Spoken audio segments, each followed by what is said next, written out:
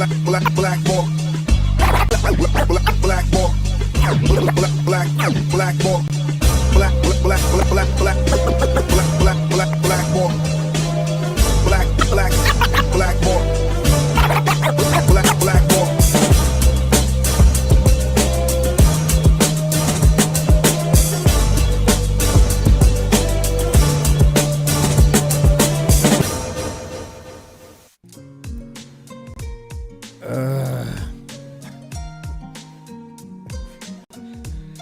That's my Trusty the Clown salute to this fucking day.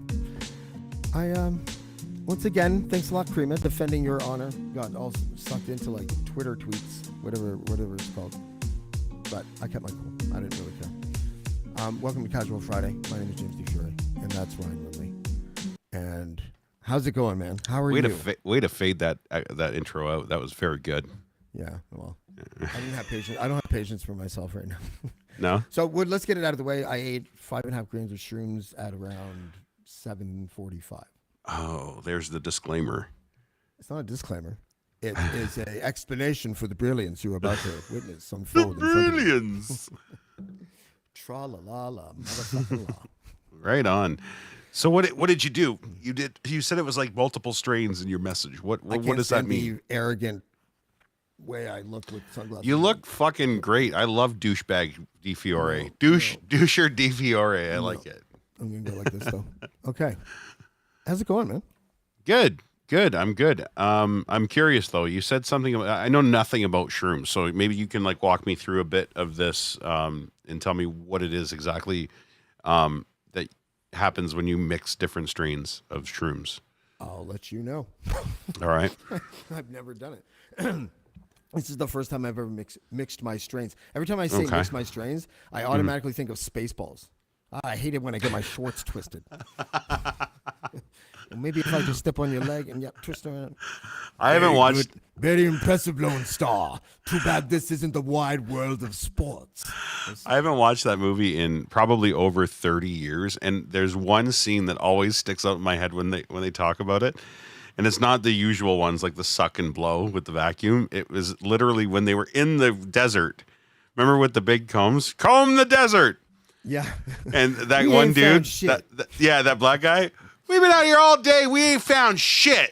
They were using a pick instead of a comb. So fucking funny. That was such a great movie. It was way before its time. I saw it in the theater, believe it or not. I was like theater 5 or something. Yeah, I guess it would have been around that time. Something like that. No shit. Yeah, but I went with my older sister, and I remember John being Candy. shocked. It was the first time I heard a profane word in a movie theater when he was like, "Fuck! Even in the future, nothing works." And And my sister's like, "Don't tell mom." Rick Moranis, John Candy. Fuck! Like what a movie! It was so good. It's really, really cheesy, obviously. Oh yeah. Why didn't anyone tell me my ass was so big? You know, like it's, hello, President Scrooge. Hello, Marlene. Hello, President Scrooge. Hello, Charlene. I'm Marlene. Chew your gum. Chew your gum. Oh, yeah, so good. How was your week?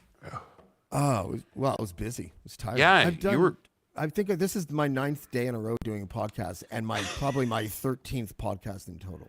Jesus Christ. Yeah, you had like double headers and everything this week. Like what the fuck? You're on a roll, eh? Well, the double header was a little I actually probably would say that the Kareem episode last night I ruined because I broke my own first rule, which is try to get the guests to submit when you should just let them talk. And submit. Yeah, I tried. I literally was like, because I was annoyed that he was kept sidestepping a question. It reminded me of media training. You know, I think he was just Forrest Gumping his way into it. Like he wasn't media trained. He just did it. Yeah. He's, and I was. Which says a lot about media training, doesn't it? If I spot any type of media pivot language or transitionary phrases, I'm like, go fuck yourself and just answer the question. You're like, I know what you're doing. And you're not answering the question. And he was doing that, and and it was really annoying. But yeah, I tweeted something I don't know a little while ago, saying that Yeah, I would do it differently, and if you wanted to come back on, we'll do a do-over, which I would do. I would rather do it like that. I'd rather me handle something like that the way I would handle a flippant remark from like Chelsea Hillier. Yeah. And not become annoyed. And I think I had like a little case of like white knight syndrome because it was Karima, to be perfectly honest, right? Like, you know, my like Italian, she needs you. I'm 50% Italian, but it went up to like 93% during that episode, you know, like Tony Danza levels. a little bit heavier than Tony Danza. You know? Like, I'd go like, Hey, Angelur. Yeah. I'd go maybe, what's that guy's name? What's the guy's name? That Tony's wife shot when he punched her in the face, the husband. Oh, Rick. no, it was Tony's sister. Tony's sister, killed him, punched him because he punched her in the mouth because they were married. He came out of jail and he was that little short guy that was really temperamental, older than Tony. Yeah, the jacket. Yeah. Remember the jacket? He beat up Beans. He put Beansy in a wheelchair. In the wheelchair. That's right. What the fuck was his name in the show? Someone's got to say it. DaCosta, where the fuck are you? It's not Ralph. That's it. That was the other one that liked things in his bum. Cifarello. Shit. What was his name? This is gonna kill me. I'm the biggest Sopranos fan ever. Yeah, Richie Aprile. Richie Aprile. That's what it was. Yeah, that's right. Yeah. I met a couple of those guys in New Jersey. I met what the fuck's his name? Oh my God, what the fuck am I? Usually this is like. Wait! Don't go any further. Just intimidate imitate him, and I'll see if I can get it. Imitate his character. Tony, I'm gonna go wait in the car.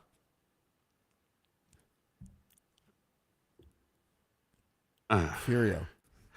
Furio Junta. Yeah. Di Fiorio. Anyway, that's stupid a fucking game. That was there, dude. Yeah. There's a bee on you hat. There's a whole reel of like it's like 8 minutes of Furio going, I go in the car, Tony.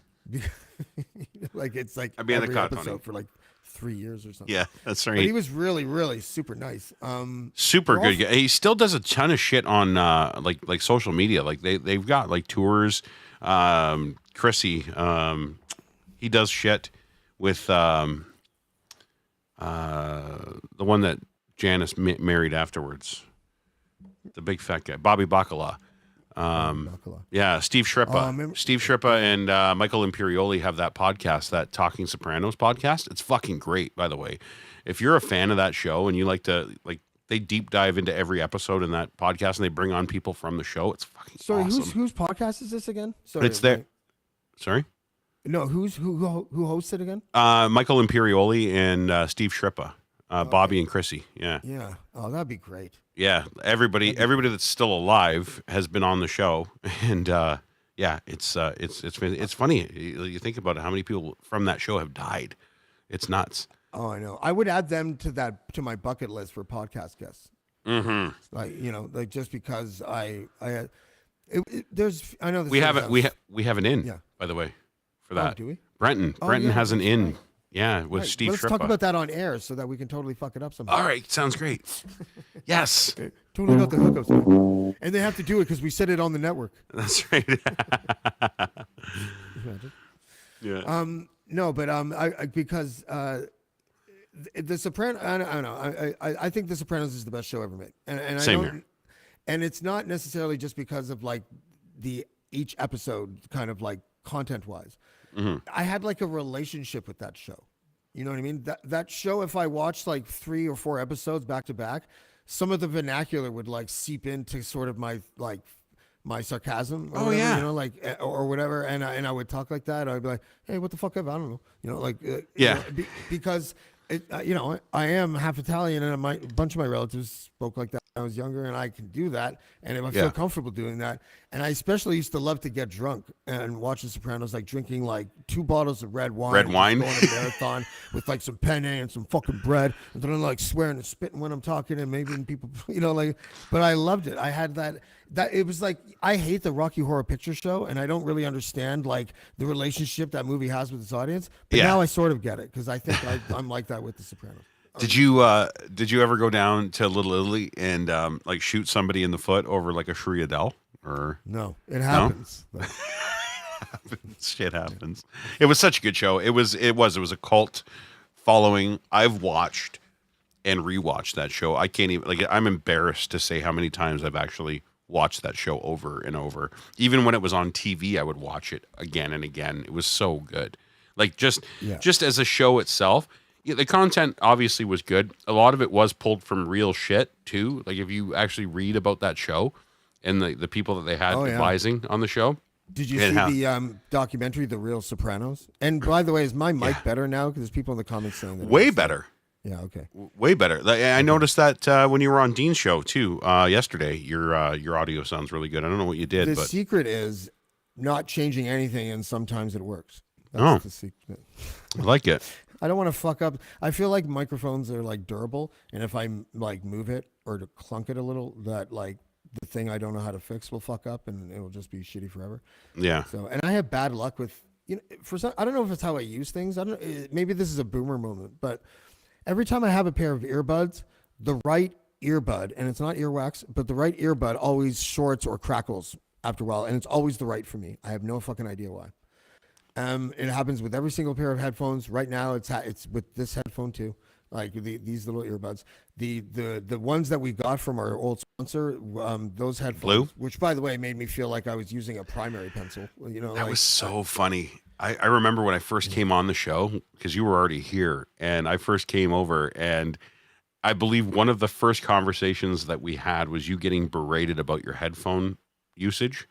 And it was the fact that I was berating myself. No, somebody was pissed off at you for not wearing headphones, and it was because there was not. Yeah, and you went off on a tirade about how stupid you thought you looked with these headphones on. I was right. I'll go get them. I'll go get them later and put them on, and you'll see the difference between this, which is how I look. Those headphones brought to you by, you should never be on camera with these headphones. That's what those are, right? Yeah. Yeah. I don't like the earbuds. I believe it or not, for somebody with a fucking melon the size of mine, my ear canals are really small. So the earbuds never fit right and they always fall out. So I'd be sitting here chasing. And it was Sorry, I didn't hear any of that because I was doing something. I know you were typing. You can't do anything. I'm just like, yeah. Totally. You're like one of those. Yeah. And they fucking and they deserved it. I don't know. Is that where you wanted that, by the way, or do you want it somewhere else? Yeah, okay. Send it to people here. Yeah. All right. So we have a few people like showing up tonight. We have Karima is our first, and I haven't even sent her the link yet because you want to know why? I am that reliable. Because you're high. That is what. Because you're high as tits. I am high as tits if you're like 8'9". Yeah, I've never understood that term, but I love it. I always say high as tits. I just don't understand why. That term only makes sense when you're like 8, and if you have the wherewithal and precociousness to say, I'm as high as tits when you're 8, because it would make sense to you because you're about as high as tits. Then you live in North End, Hamilton, because it's probably true. I found these pills by mommy's bed. I dated a Mexican girl once. Why can't I fucking find Karima's thing? I dated a Mexican girl. What? I can't find Karima's. Oh, the mix was perfect. I dated a Mexican girl, so why can't I find Karima's thing? I don't know. You're blending conversations. I love it. Shrooms James is my favorite James. I dated a Mexican woman in like 2004. Oh, there's. And the funny thing is, she was from the same place as Salma Hayek. Okay. I honestly don't remember. If someone wants to Google that, that'd be awesome. But whatever Mexican province or whatever the fuck that is, that's where this girl was from. The interesting thing about her is that her name was Hildegard, which is like an ancient Germanic name. Very. And that's because she was named after the German tourist who was also a nurse that delivered her at the side of the road when they were on their way to the hospital. Okay. And so whatever. But she was, but apparently this area in Mexico is known for being matriarchal, where the women are like the I'll fucking give you another. Yeah, one. yeah. Like Rodney Dangerfield in Natural Born Killers kind of thing. Later, go upstairs and see how clean you are. Do you know how high I was when I saw that movie and thought I was high too. I was on acid. Why is Rodney Dangerfield in this movie? Dude, I was on acid. We heard about the movie, and a week after it came out, we went and we all agreed to take acid. And the only reason why, this was the weird thing, is that our friend that saw it was like, you have to see Woody Harrelson's face when he chews the shrooms. Okay. And so we were like, okay, well, let's just do shrooms. And we couldn't find shrooms on, it was back in the day, so we could only find acid for some reason. And it was one of those experiences where, like people like doing acid and watching like the Doors or whatever the fuck that is. Yeah. Or not the Doors, Pink Floyd or whatever. Yeah. The Experience. Yeah. The album cover to cover or whatever. Yeah. Let me tell you something. It's not a ride for everybody to drop like 3 California Sunshine double barrels and then going to see Natural Born Killers for the very first time when you're like 17 or 18 or whatever fuck old I was, and like literally peeking through the entire movie. That movie was the craziest movie ever at the time. Yeah. And the first time seeing that, you're right. The Rodney Dangerfield parts of that film were extraordinary because they were like really off-putting. Yeah. They had a laugh can, which just made it fucking weird, especially when you're on acid, Yeah. And I was probably thinking right before Rodney said that, I really wish I could see how clean she was because she's gorgeous. But I said it as a fan, not as a father, right? Yeah. That's crazy. I don't remember saying at any point in my time watching it, man, I really wish I could see Rodney Dangerfield right now. But there he was.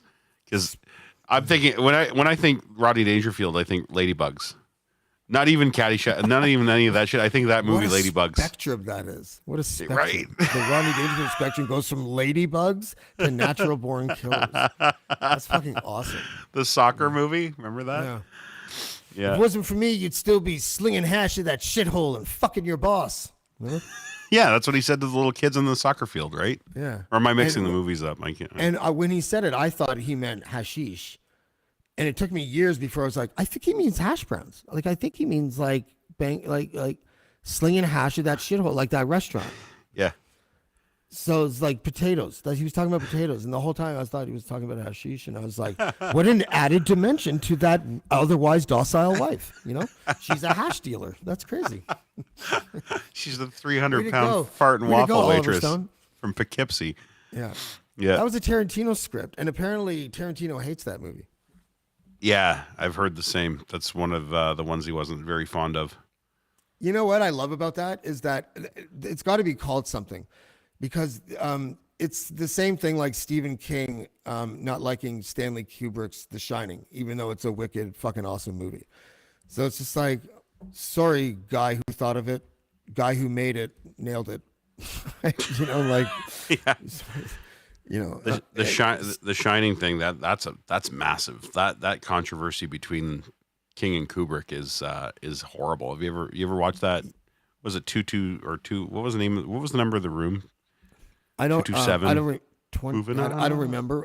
But I'll tell you though that it sounds like a documentary that I have pressed play on and then fallen asleep sometime and then never went back to it. Because I do that with like 50% of the things I watch. It's great because there's so many. Because Kubrick's known for his Easter eggs, right? Like he puts shit in, and 30 years later they're like, oh my god, we just fucking noticed that. It was so obvious. And one of them is like the car flipped over, like just small shit. He totally, and it was inconsequential to the story. But he did it just to piss Stephen King off because Stephen King was being such a bitch about the fucking movie, right? So it was so it was good. Stephen King's like he actually like is like a really brilliant writer. I work in a library that has all of his new shit, and his new shit. First of all, it's too long for me. I'm not saying I even read him. What I do with all of the books there, because it feeds my ADHD, is that I'll pick it up off the shelf and I'll just open it to a random page. Just to read good writing for a second as a snippet, and just like carry on with my day. I do that a lot, and I don't know why I like that so much, but I do. And you could literally that's all you can do in that bookshelf behind me. These are all Ashley's. Same thing. He's got like one called The Institute that everyone raves about. That's good writing, no matter what page I open up to. He's got this Kennedy assassination one. I don't really know much about that. Actually, it's funny because they did an adaptation of that in like a TV miniseries, and it was 11/22/63, and they filmed it in Dunville of all places at the motel. Really? Yeah, the motel that you see it based in. What's his name that was in it? Who's the guy that got shit for macking on young chicks that everybody liked? He didn't really get Me Too'd though. Paul Atkinson? I'm just kidding. I'm just kidding. I'm just joking. It was a joke. No, what's his name? Franco. James Franco. Thanks, Ashley. Oh. James Franco was in it. Yeah, and they filmed it in Dunville, but that's a fucking awesome story. You're right. Like if you read the actual book, the writing of that is incredible. Yeah, I have reservations about Stephen King because there's a lot of child porn in his shit. I think we talked about this once before. It's weird. Like kids are always having sex, and like underage kids are always having sex in his book somewhere. Like if you look for fucking deep enough, like it. I don't know. I'd have to read it. I'd have to read it to understand, because like I don't think that anything like that should ever be explained in a titillating way. But if I ever wrote my memoirs, am I allowed to say that I lost my virginity at 12 and not described it like in a way that's trying to be something other than the fact that, we had really awkward pants to the ankles sex beside a weight set in the basement of our grandmother's house? Like, am I allowed to say that? Like, yeah, well, you see, that's not fiction though. You're not making up a story in your head and putting it down on a piece of paper. You're actually just like, that's your biography, right? Like that's just what happened to you. I still think it all depends on the attempt to titillate. And if there's none of that, then I don't have a problem with it, I don't think, conceptually. I don't know. And I think most young people lost virginity stories are pretty mechanical usually, just because of the nature of the actual act that we're all a bunch of fucking idiots. When I was thinking about. Go ahead. No, just before you say that, not only that, but the idea that that is really problematic is kind of funny, because like literally every big Disney story includes a death of a parent. Yeah. So it's just like that shock. We're like, well, the death of a parent just doesn't seem like it weighs much next to the enormity of, what is it again? Yeah, no, it's true. I don't even remember what it is, to be honest. What is it? What are we even talking about? Because like the death of a parent trumps all that, doesn't it? You would think it would. I don't know. I think especially people of our vintage. We kind of got fucked when it came to like sex ed in school, right? Like, so it skewed and it warped our minds. That's why we didn't know what the fuck we were doing. Like, my health teacher comes in, and he says, today I'm going to teach you guys how to put on a condom. And I'm like, we're like, oh, okay. And he's got a banana in his hand, and he says, I'm going to teach you how to. So I brought this banana because I can't get hard on an empty stomach, and he ate the banana. So that should all be. Right? Those are the kinds of things that I think a video tutorial could take care of. Honestly, like the weird, as a parent, I've never thought of that until this moment. But like, I like my kids to not include like private part humor in their repertoire as much as possible, even though it's really hard with kids, because I don't want them to like. I want them to grow up to be not ashamed of their bodies or anything, but not a punchline thing either. But I also certainly don't want an adult male putting a condom over a banana in my child's presence. I don't know why I don't want that. I just know that I don't. See, you were just waiting. You were waiting so hard to talk. Not that hard. You didn't even hear what I said. I said he came in with the banana in his hand. He said, "I'm going to teach you guys how to put on a condom, but I can't get hard without." On an empty stomach, and he ate the banana. That's the joke. Oh, I'm sorry. Yeah, you just talk about walking over your fucking punch. I missed that part, and then I gave away that I don't like sex ed. Jesus Christ. Go Doug Ford. Yeah. Vote Doug Ford. Brought to you by Hey You Guys. That's okay. It wasn't my joke anyway, but it was. I heard it today and thought it was really funny. And I'm sorry that I ruined it, Mike. You set me up for it. I teed it off and it fouled out into the fucking bleachers. It's all good. How was your week? It's good. It's been good. A new gig, like my grown up job. It's a new thing, so that's kind of fun. It's been okay. What's your grown up job? It's just things. I don't. Right. Okay. Yeah. Sorry. Do you know where we work? Yeah. Sorry, guys. Doxed. He's a spy, and I'm not supposed to talk about it. I would get doxxed so hard, like in 20 minutes. Like the company would have fucking emails to the C. We're not doing that.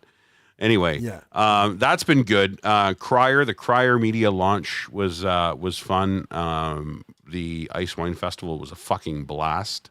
There'll be lots of cool media coming out this weekend. Actually, Army Chris is probably going to talk about it a little bit if he does show up tonight. Army Chris is on in a half an hour or so. And, yeah, But we're flexible here on Casual Fridays.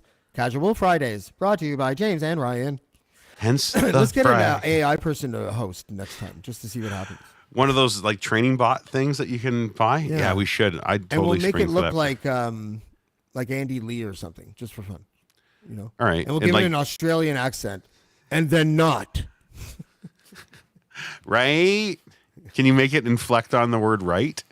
We can make a disco song out of the word right.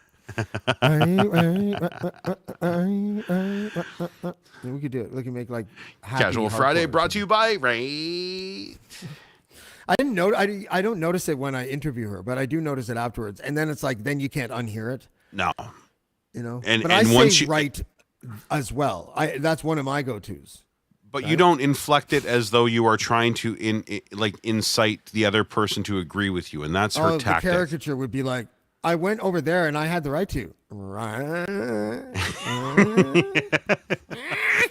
And that's not even an exaggeration. That's the problem. Oh, Andy Lee, I can't quit you and your knees. Your supple knees. It was like what it was? It was like a Danielle Smith situation when she had the wheel boobs. Yeah, wheel tits. That's exactly what it was like, except it was her knees that were up. Yep. And the exact place her breast would be, and no nipples, which was like she was an extra on Total Recall, the one that was chopped from the final cut. Yeah, but she had three breast women, and then the no nipple woman. And then we're like, I don't know about the no nipple. It's the whole point of the boob. It was literally the point of the boob. Speaking of watching movies when you were a kid, you remember how much that fucked you up when you saw the three boobs? Do you remember that or no?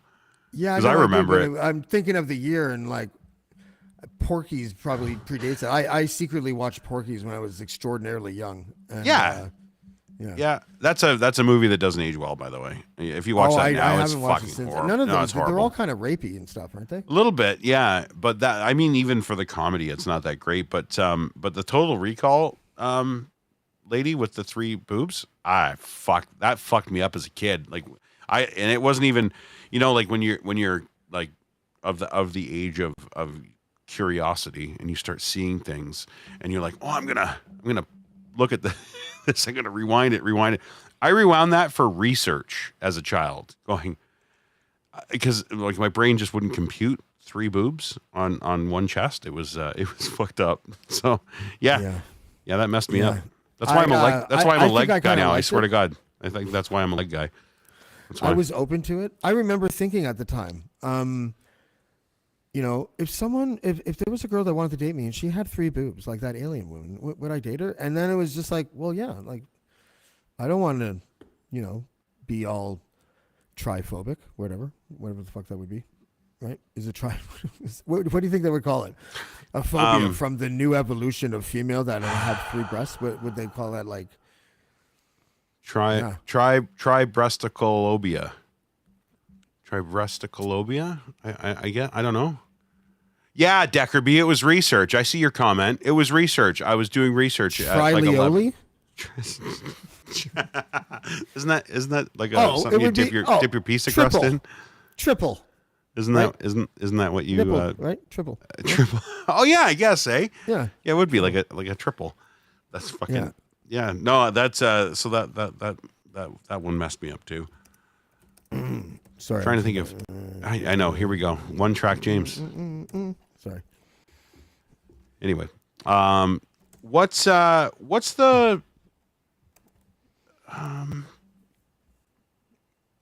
I'm trying to think. Go of the name on. Of the, I'm trying to think. Of sorry, you got me all stopped. What's the name of that one? There was another one that movie from your childhood that just messed you up. Like even to this day, you think of and you like that RoboCop. movie. RoboCop. Yes. The violence in RoboCop was like a kind of a first. The way that he was sort of torture shot by those and it was the smiles on the bad guy's face. I remember being like, oh my God. Yeah. When I witnessed that a lot. There was a whole bunch of movies that I shouldn't have watched when I was young. Like for some reason, my dad, like, think about it. Like I was like 8 or 9 watching Rambo. Yeah. You know, like, is that common? Yeah, because I think our dads at that time thought it was like a rite of passage, almost like I'm going to take my boy to go watch this movie, and like, I think, and then it's one like even still to the like, do you ever watch something so stupid? Yeah. Like, and what do you think the stupid things are that we do now that we don't realize it? That's a good one. That is a good question. Because before, it's like, that's stupid to me. The things that are stupid to me are like leaving the kids in the car and while going to the grocery store. Yeah. I've always found that, like, or even in the corner store, every single news clip out of Buffalo where a kid goes missing goes like this. I only left the car for a second to go into the store to get some milk. It's the most fucking common thing. Like, you're gone for 30 seconds and you're, yeah. I won't say who it was, but a person in my extended family, picked me up from my job, and my son was in the back seat, and he was sleeping, and there were groceries in the front. And I turned to this person. I was like, how did Casper like the grocery shopping? And this person was just like, oh, he didn't come in. And I was just like livid. I was just really? Of course I was. And he was 5 at the time. Yeah. I remember as a kid, like when you're younger, it was great because you could ride in the shopping cart. But when you were older, I used to love sitting in the car. Like I think from 8 on, it was like, yeah, I'll stay in the car. For sure, I'm staying in the car. I didn't want to go in the store. And you had that sense of freedom, like that weird little empowered freedom inside the car while mom goes in to grab some groceries. And she could be gone for hours. You didn't give a shit. You were in the car. And this is back before we had iPhones and iPads to play with. I literally read fucking maps in the glove box because there was nothing else to do, but I wasn't in the grocery store.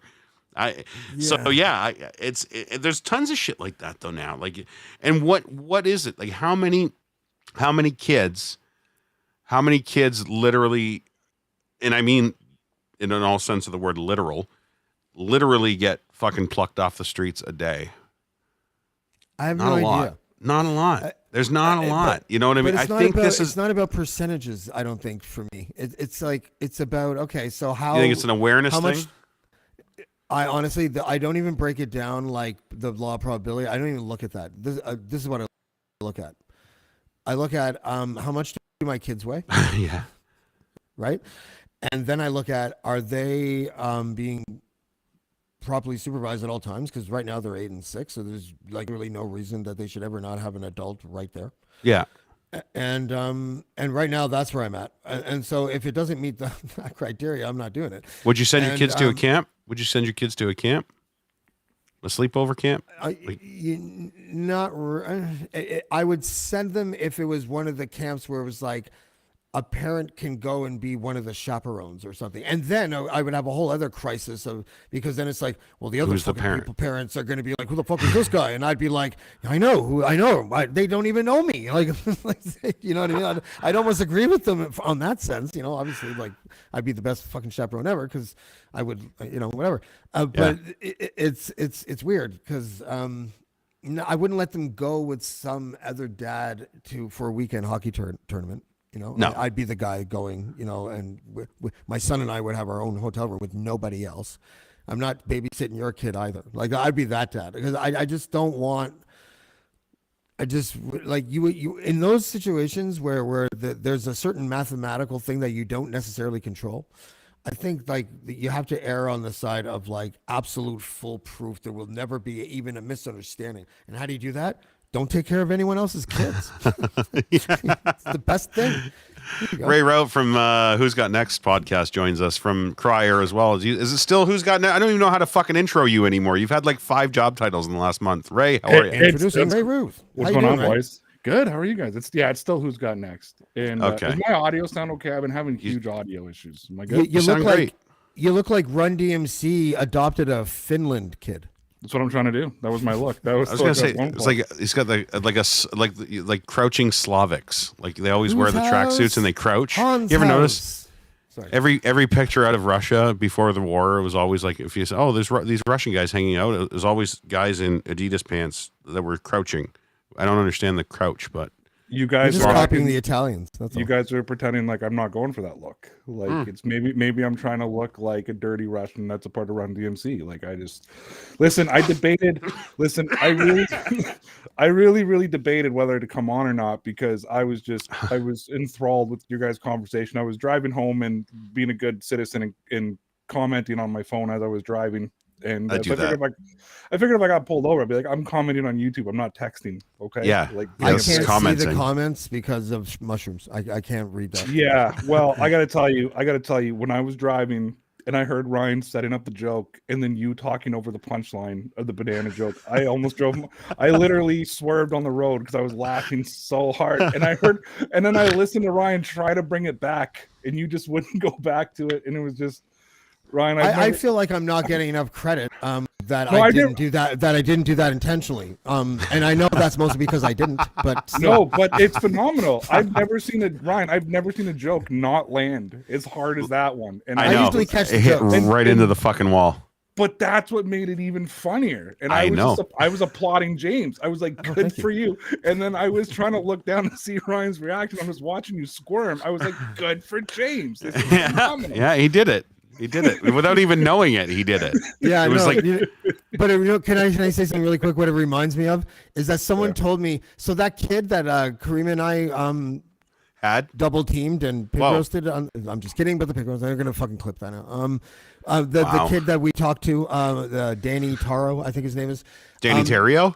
Yeah, I guess so. Danny Taro, I think his name is. And anyways, I told him that I gave him permission to on his end, stream it on his Twitch channel at the same time. I was like, I don't care. Yeah, of course. But I didn't realize that like Twitch is like so because I said I was gonna sandbag him on Dean's show, which I shouldn't have said because then it looked like I sandbagged him. When really I just thought he was a fucking frustrating guest. And I still shouldn't have done what I did. I'll talk about that later. But anyways, they every time I spoke, all these like hundreds of sandbags would float across the screen because their users would have a sandbag emoji, right? Like so, every time I would speak, they do that, and it was all like, "Karima doesn't know what she's talking about. She's a fucking fascist." Da, da, da. It was all comments like that, and so, but the emoji, it was really weird. Twitch is a weird space. It's like Frogger threw up a bunch of emojis and then you used them. It's true. You're right. No, you know what I noticed about that was he had put up some sort of, I don't know if it was a Twitch or what's the chat thing they use with Twitch? We talked about this last night on my wife and I. What's that? Twitch. What's the thing that goes with Twitch all the time, Ray? Do you know? I don't The chat thing. Anyway, whatever the fuck it is, he had opened up that room, the chat room for Discord. That's Discord. He opened up a Discord again. Thank you, Ashley. He opened up a Discord an hour before the show to like be there and chat with his echo chamber before he went on with your echo chamber. It was weird. Like it was fucking. I have an echo chamber. Well, you know what I mean. Did you know that I have a Discord page? No. Yeah, my producer Mike set it up for me, and he runs it. And I've been to it twice. And both times I showed up, I read what people were writing. It pissed me off. I told everybody to go fuck themselves. That was the first time. My first ever comment on there was everybody can go fuck themselves. And then 3 months later, I showed up again and said, it's still fucking stupid in here, and left again. So there is a Discord with my name and my picture and all my socials that gets updated on a daily basis. And all these conversations happen. And I've been there twice. And I feel bad because I go read the comments. They're like, Ray, what do you think? And then I see me answer, but it's not me answering. So they think they're talking to me, but they're really talking to producer Mike. Oh, producer Mike. Oh, okay. Yeah. So I feel bad. I don't allow comments on my site on Blackballed. I don't. Blackballed.ca, whatever. I don't even know my own URL anymore. Blackballmedia.ca. But yeah, I don't know. I suspended comments like 2 years ago. I don't like the trade-off of spike and a little bit of traffic, which are mostly just repeat users anyway. Yeah. To fatten my traffic numbers, if it results in like a debased sort of childish fucking conversation threads, I just won't do it. So what I'm famous for, James, you should do the same thing, because I love doing this. My presence is Twitter, right? That's where I cause the most ruffles and that type of thing. But do you know that I mute 99% of the things that I tweet? Like, I tweet things out, the same thing, knowing that I'm gonna get a reaction, knowing it's gonna blow up. Especially if I see like you and Dean retweet it, then I know it's really gonna get out there. And every once in a while, I click on it just to see how many comments have been made, and everybody thinks they're telling me off, but I haven't seen a fucking thing, because as much as I come across as confident telling people, I'm like, I have the most fragile ego in the world. So like, seriously, I totally. Completely just I hate when people tell me off. That's when you see me going off on Twitter, it's because someone told me off or said something I didn't like, and I go nuts. I don't see you like that at all. Yes, I surround myself with sycophants and yes men. It took fans like Sorry. Mario and it took me so long to get used to somebody challenging me on my podcast. I'd be like when we brought him on and he started, and then he kind of gave the other two confidence to fucking rap back at me, and I was like, whoa, boys, what is going on here? Like, what is this? I handpicked you guys for the very reason that this would not happen. I make fun of you. I don't think that you understand how this works. It's the Donald Trump of the sports world. Yeah. Basically what it is. Oh, and listen, I had the biggest audience, the biggest one in the world, like bigger than Jake Paul. It's all there, right? It's proven history. I got the pictures to prove it. Yeah. So we're good. Yeah. I thought you were serious there for a second. I was like, where's he going with this? This is breathtaking. That was a Donald Trump joke. No, I know. The what do they call that? The inaugural shot of a sparse crowd where he's like, look at it. There's so many fucking zebras. Millions. People there. One of my favorite moments in history is Sean Spence standing there trying to convince the media that it was the biggest crowd ever because Donald told him he had to. Like, I actually felt bad for the guy. He's like, no, it was he was arguing with the press that it was the biggest crowd, and they're showing him pictures. He's like, no, those are fake. You doctored those pictures. And I'm just like, because I heard the guy after he got fired after he quit. And he's actually a pretty smart guy. So the fact that no, for me, I'm just kidding about the fragile ego thing. But no, I get set off by certain words. I have trigger words. So like if somebody drops what I call the R word, a hard R. Yeah. I know we've had that. Yeah. If I get the hard R dropped on me, it sets me off, right? And couple years ago, to be called Rico. Yeah, I don't like being called Rico. And a couple years ago, I accidentally dropped that on a podcast, and so that's what I get that. So I know when I'm gonna fucking get people pissed, they're gonna drop the word, and then I'm gonna give them the reaction they're looking for, and I don't like doing that. I don't like people to know, so I just mute it. And then it also gives me satisfaction that I've muted them, and they think they're telling me off, and I find it fucking absolutely hilarious. What if we're talking about timing chains in a vehicle engine? And you need to actually pull the timing back. There's a word for that. Would that, like, if you were at the mechanic shop and they said, Ray, that noise in your engine is because we need to retard the timing. Would that would you start throwing hands or no? Like I did read like how they retard the roof over at the second gymnasium, like that kind of thing. Yeah. I understand. Guess what? And it's a lot of people don't get this. I get context. Oh, okay. Like, I get context of conversations. Like, I understand. So it's not binary. It's not a binary reation that you have. Well, I'm gonna get canceled now. Thanks a lot. This though is one of these reasons, gentlemen, that I hate. I love Twitter and hate Twitter at the same time. Because Ryan, you and I had a moment on Twitter where I was getting pissed off at you. Yeah. Because I didn't hear the tone. Isn't he the worst? Just awful. He is. Ryan put something out that had a tone that he thinks had a tone to it, but it didn't have a tone to it. Yeah. And I took it in a certain way, and we started going back and forth. And then once he kind of like clarified himself, I'm like, well, why are we fucking arguing then? I'm like, we're on the same 45 tweets later. Yeah, we're on the same side. James and I have been in that situation on Twitter as well. So yeah, then he blocked. Maybe it's me. He's a grown ass man. He blocked. Maybe it's me. I need a drink. You guys hold this fucking fort up, would you? Yeah, we will. Absolutely. Listen, Ray. James, I want to talk basketball with you. All right. I want to know if Siakam has plateaued. You know what? I thought he plateaued last season, and then he came out and he looked. Here's the thing: if you're going to compare him to a former Toronto Raptor, you have to compare him to Chris Bosh. Yeah. Because if Vince Carter doesn't leave the Raptors, Chris Bosh is an absolute superstar in Toronto. Absolute superstar. Like he is, and I look at Siakam the same way. Siakam is a bona fide number 2. When we Kawhi always had was number here, 2s. Yeah. Yeah, when Kawhi was here, he got to be the number 2. Lowry got to be the number 3. They get open up to play.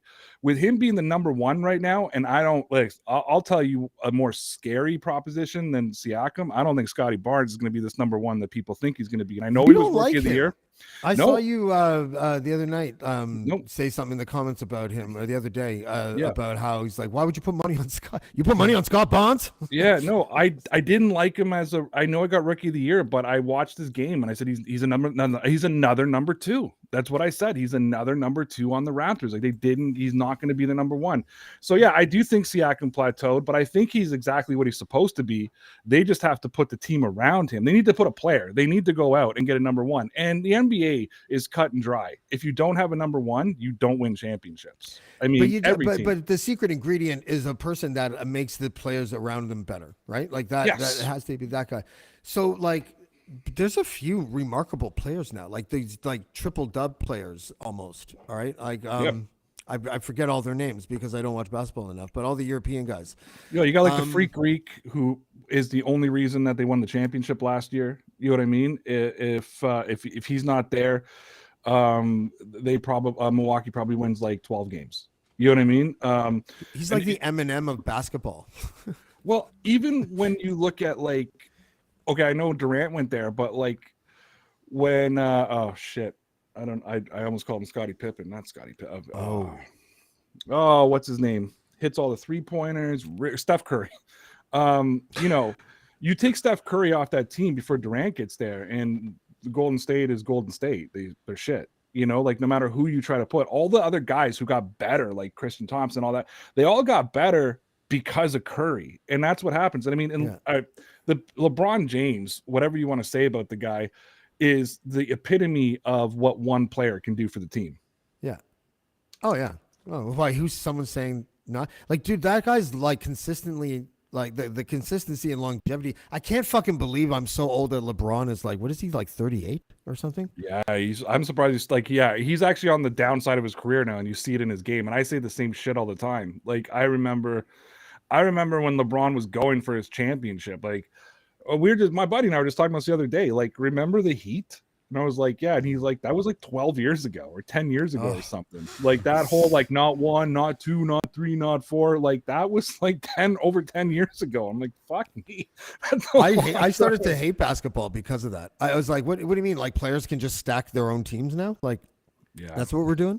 Remember Boston was the first to do it, I think, with all these like legends that played there at the same time and stuff. When Kevin Garnett and all them got, and Paul Pierce. Shaq was even there for first stint. Remember?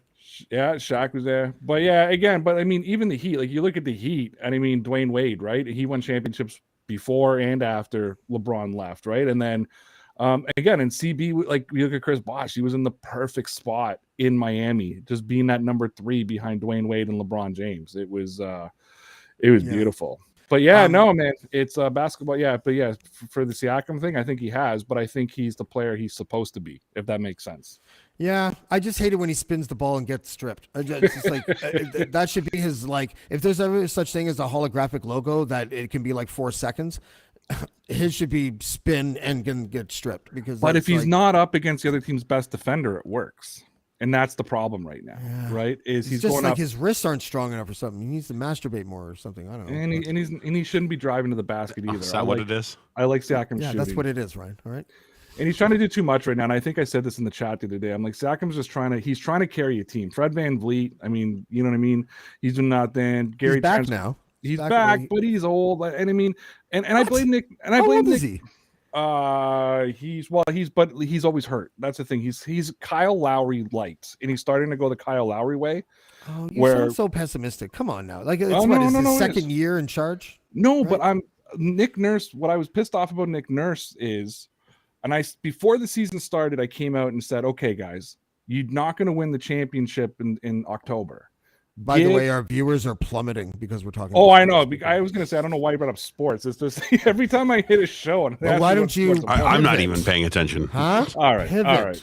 Hello? Pivot. Not one championship. Not two. LeBron, tell us about that. Not 2, not 3, not 4, not 5, not 6, not 7. Hey. Are these paternity tests? And when I say that. LeBron's a good dad. That's the one thing. The joke was about NBA players. It should have been Sean Kemp. If it was Sean Kemp, it would have been an easy dunk. It would have been a dunk. It would have been a slam dunk, to be honest with you. Ray, can I ask you something about? Oh yeah, you go. About did you make a pact with yourself that you would only get annihilated once a year and then blew it in January? Am I understanding that correctly? Yes, sir. You got it. Yeah. Good for you. Consume alcohol once a year, and I blew it in January. I'm actually really pissed about that. Oh, I think good for you. Are you? Well, I'm not pissed because of who I got to do it with, Ryan. Like it was. I was gonna say. I just did my 15-minute. I just did a 15-minute video last night. I got to put up there about the week, but I think if I was gonna blow it in January, these are good clips. If I was going to break, have my one day of drinking in January, I'm happy with the people I did it for. Or did it with but yeah, like 11 months now of just, but I mean, I'm still gonna get high. Like I just won't drink. So let me ask you something, because I think a lot of people, are you in a program, or are you like just doing this on your own and just doing it once a year? I have an addictive personality, as people know. So do I was hooked on. But I'm just wondering, because I can understand if someone's in AA and they just want to be regimented like that, and it works for them. Salut, I think that's awesome. I have managed, and if I can do it, I think anyone could do it. And I'm not saying it's for you, but it's like, I don't care about streaks. And I also haven't been drunk at all in like 3 years and 2 months or something like that. But I drink like a Corona, like once every 3 days. And I'm okay. And it doesn't and I used to be the guy that if I had one drink, if I have a Mickey of vodka and I pour myself one drink, then in like 25 minutes, that Mickey's gone. I'm that guy, right? That's me too. That's me too. Yeah, and, I just find that like if I stick to a beer that makes me give away my man card, I'm fine. You know what I mean? Yeah. I had to give away my man card once with mini Corona. Oh wow! I literally walked home feeling like a hobbit. I got hobbit size on fucking Coronas. Yeah, no, I did 10 years in NA, right, like Narcotics Anonymous, and I stopped going after 10. I didn't feel I needed it anymore. Yeah. But because of my addiction issues and past addiction issues, I'm still an addict. But my former using days, because of what I used to use, and because I come from a long line of alcoholics, right up to my my father, I can become an alcoholic very easy, and I know that. And I had this moment at a conference. I remember once, because you go to these conferences, like there's no work that gets done, right? Like you go to the conference to go to the bar after. That's the whole thing. Of course. And I did 3 straight days of just 5 a.m, getting up at 7, going to the conference. I presented still drunk at a conference one of the mornings. It was just I remember I made a joke. Is that on tape? No, it is not. But Damn I was sweating. I looked bad. I was just pouring sweat. I looked like I just went for a run. But I was making jokes like, oh, I could get used to the rock star life or whatever, right? And then I got home on the Friday, and I was craving drinking on the Saturday. You know what I mean? Like coming off that party. And I was kind of like, oh shit. You know what I mean? This is I know what a real craving feels like. You know what I mean? And I was like, crave it, eh? And I was like, oh shit, this is like, didn't just want to drink, like I was craving drinks. And that's when I was like, oh, okay, this feels like my drug days. You know what I mean? Because like I was doing drugs, no problem. I didn't have a problem. And then all of a sudden I had a problem. You know what I mean? Like I didn't, and then I did. Yeah. And I could feel myself going down a path of like, okay, I could very easily, and I don't drink a lot, but I was like, I could very easily become an alcoholic. So then I just kind of made a pact to myself that I just get fucked once a year. And that was it. And I'll just, if I go out, I'll just smoke weed and enjoy, fair. Enjoy it that That's way. Fair. I support that. Do you put like, do you have to sort of as a discipline kind of thing, put all types of mind altering substances in one basket? Just to make sure you don't like, whatever, progress to something else that's dangerous or something like. I guess what I'm getting at is like, do you abstain from all drugs, like including psychedelics and stuff like that? Yeah, I only smoke weed. I'm just because of I was on Oxycontin, which is like the mix of an opiate and a methamphetamine. And just because it's so similar to so many different things, I attempt to I just try to stay away from everything. And I think my problem is being hooked on pharmaceuticals and experimenting with pharmaceuticals. Like I was very close to, like, it was getting expensive, and I know how close I was getting to heroin because I kept hearing how, people kept telling me it's cheaper to make that hook and you get the same feeling. So I really I don't trust myself, guys, to be honest with you. We get honest with it. And I've talked about this with Dean 100 times. Like, I don't trust myself. If I got to go on painkillers, which I will refuse until I absolutely have to, but I had to go on T3s like a couple years ago, and I had myself on a dispensary at the drugstore where I could only get 3 a day because I didn't want the bottle in my house. Just to be safe. Yeah, because you can chop that shit up. That's actually like pretty real discipline from where I'm standing. Yeah, I was gonna say that's awareness. Like self-awareness is. I'm an access addict. Well, if I'm somewhere where I know I can get something, yep, and I'll get it, and it actually it's access plus alcohol with me. Like I never have been like totally stone sober walking around downtown Toronto and be like, you know what, I could totally use a line of cocaine right now. I am totally sober, but nope, never once in my life. It's like, it's when I get to a certain tipping point of being drunk where I'm like, I got to make the call, Yeah.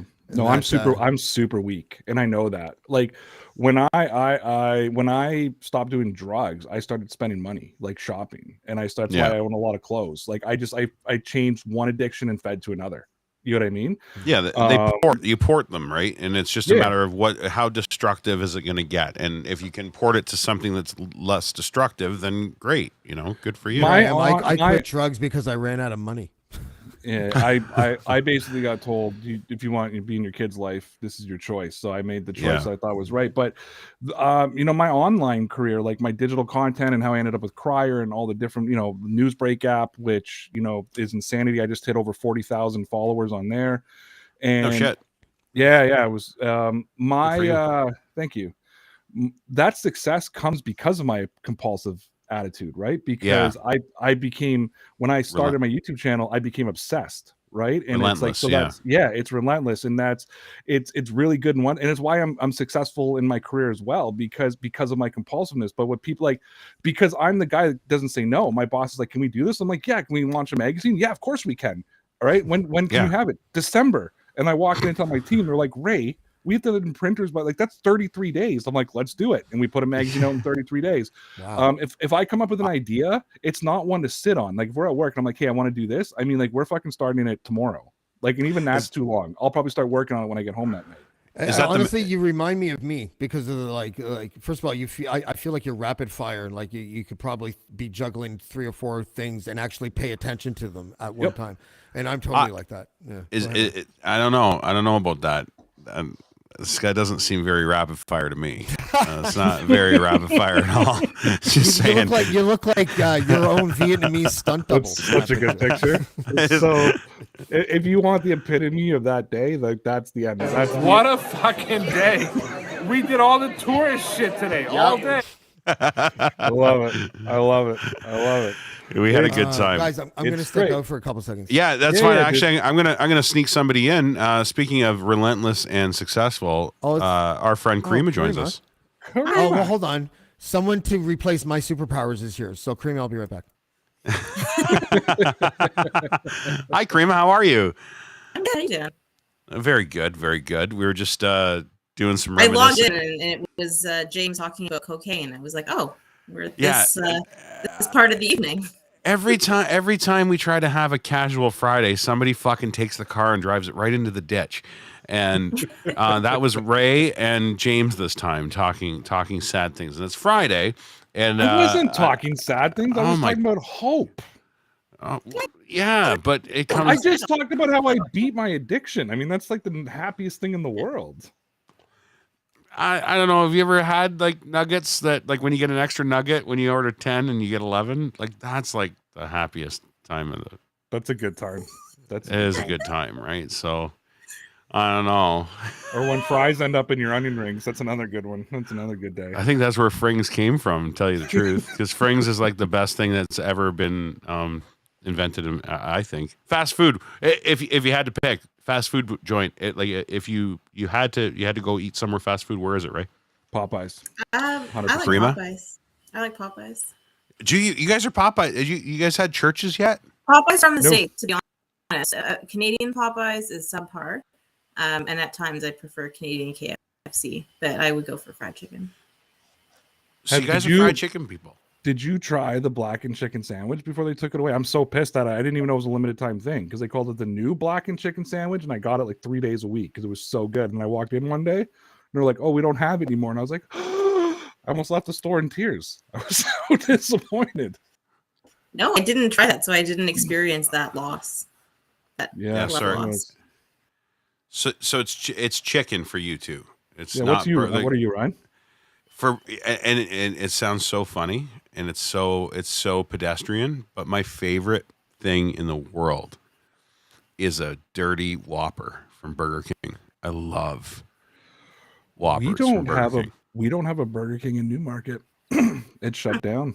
The closest Burger King to me is like 25 minutes away in Richmond Hills. They just opened one in Hamilton on Rymal that is the size of like I'm trying to I don't even know how to describe it. You know, like when you pass like the on the service road on the QEW, you know, those big the service Reimer building, like the Reimer. Yeah. No, like I mean like the Reimer office building. No, I know. Oh, okay, yeah. That's got a fucking Burger King slathered across the top. I'm like, is this like now the new Mecca? Is this a new burger? Is this Burger King's castle? Because it's massive, and I don't understand why. I don't know if it's like a multi-use building or something, but the title is Burger King. There's a drive-through in there. There's a gas station. I don't see anything else. We pulled up the other day. They just opened like within the last like 2 or 3 weeks. We pulled up when we ordered. We came around to the thing. There was like 19 employees inside. Like I'm counting. I'm like, why is there so many employees inside this Burger King? What is going on here? It's like a training academy for Burger King. I don't know. It sounds like a front. Nothing else that comes. Yeah, right. Nothing else in that place, by the way, at any Burger King will I ever eat. It's fucking disgusting. It's garbage. But a Whopper, you can't beat a Whopper. I'm sorry, you just can't. The way the mustard or the way the ketchup goes with the onion and the What's mayo. up, guys? What's going on? Look at this. It's Rookie. I was waxing on about Burger King. I had my eyes closed and I opened my eyes and the producer's here. Hi, Rookie. Hello, everybody. How are you? Good. How are you, man? How's baby? Good. He's good. We just did bath time for me. He's good. He's sleeping, so that's good. And I thought I'd pop in on Casual Fridays because we were talking about dirty burgers, and you know. What's your go-to? If fast food, what's your go-to? Me and my wife argue about this all the time because she hates it and I love it. It's Harvey's. Harvey's makes your hangover a beautiful thing. I love Harvey's so much. And she just does not. She's not a fan, and it's like a battle for what burger we're gonna get when it's burger time, and I never win. Harvey's onion rings are the shit. Like they are the greatest thing in fast food. What's Lindsay's pick then, Rookie? Lindsay, what's your burger place? A&W. That's not a bad one. Oh, I hate A&W. Or Wendy's. She said or Wendy's, depending on how she's feeling. Wendy's I can deal with. Wendy's got shitty. Wendy's got shitty when they got all like bougie and they went in with those weird pickles and the buns and they changed the fries. I worked at Wendy's in high school. That was my high school job, flipping burgers at Wendy's. That's why you don't like it. What'd you think, Karima, about Wendy's? I never heard bougie and Wendy's together. No, you know what I mean? Like they went to those weird home style pickles that they put on the burger now. They're kind of shit. The bun is like this weird shiny bun. It's kind of shit. Like everything else is the same. I feel like I'm on Barton Street right now. Wendy's has gotten too bougie. We can't go there anymore. Let's go to Hess and get a drink. Come on, guys. Come on. Let's go get a shawarma. Yeah. Where are we at though with the speaking of bougie, the like higher end burger places like your Burger Priest, The Works, what's the other one? Five Guys, I guess if you Five Guys. Five Guys is great. You can't beat a Five Guys. I'm sorry, you just can't. So if I'm gonna do a burger, I go to this local place here. I don't really do the fast food, but we got this called Ground Burger Bar. It's a restaurant, but they got takeout and they do smash burgers there. Yeah. And ever since I've made a smash burger, I can't eat a regular burger anymore because now it's all about smash burgers for me. Did you ever read my article about smash burgers on the site, Ray? I did. Like I have an unholy and a very unhealthy relationship with smash burgers. I put them above all else, right? Ever since I've tried it, you're right. You can't go back to a big chunky home burger. Like you remember when Eddie Murphy used to talk about the burgers at home with the green peppers hanging out of it? Like you can't eat that shit once you have like a properly made hamburger like that. And and I do the double stack. So I do the smash, the cheese, and then I stack it in the cheese on top, and it's just. But it doesn't feel chunky. Like it's thick because you got two, but it doesn't feel chunky. It's just so good. They're super thin. That's so true. Oh man. Now I'm hungry. I'm just thinking the same thing. I haven't had any dinner. I didn't eat tonight. Oh no! Fire up Uber Eats there, Lindsay. Let's go. Dude, I have this unhealthy obsession that when I go to bed at night, I click on YouTube and I always, for whatever reason, click on like MasterChef or fucking Hell's Kitchen or some shit like that. And I just and then I lie there and I'm starving. How high are you, James? Pretty high, man. I realized something. Ladies and gentlemen, Tina Turner. Or a Muppet. He looks like a Muppet. It could be so many things. Like fucking Platinum Blonde had a baby with Pink or something. You know, like I'm someone's bastard. Rod Stewart's bastard, maybe. Oh yeah, Rod Stewart. When you order Tammy Faye Baker on Wish. I realized something when I was outside is that I remember what I don't like about being on shrooms and podcasting, which is that I have to sit still.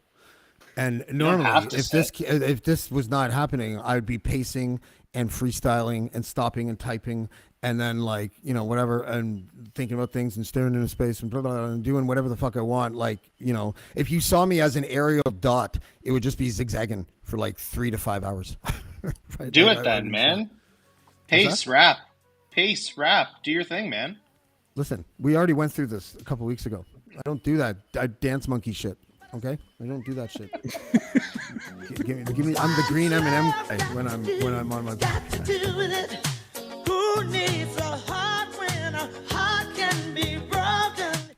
I don't want to get kicked off YouTube, so I'm not going to keep that going. Oh yeah, don't do that. Fine.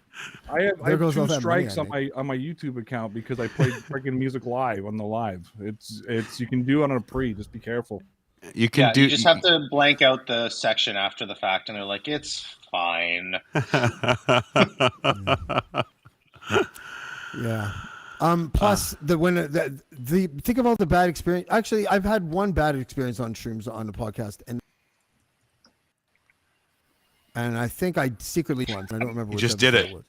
It was our actual election show, James, if you recall. Right. I don't recall anything about that, but I remember I did it. There was a with big Our jar Lady Pieces Rain Maida. That was fun. Our Lady. You remember that, Karima? You remember? Don't forget. Rain's blood type is patchouli. Don't forget that. Rain Maida's blood type is patchouli. He's so left wing. His blood type is patchouli. That's right.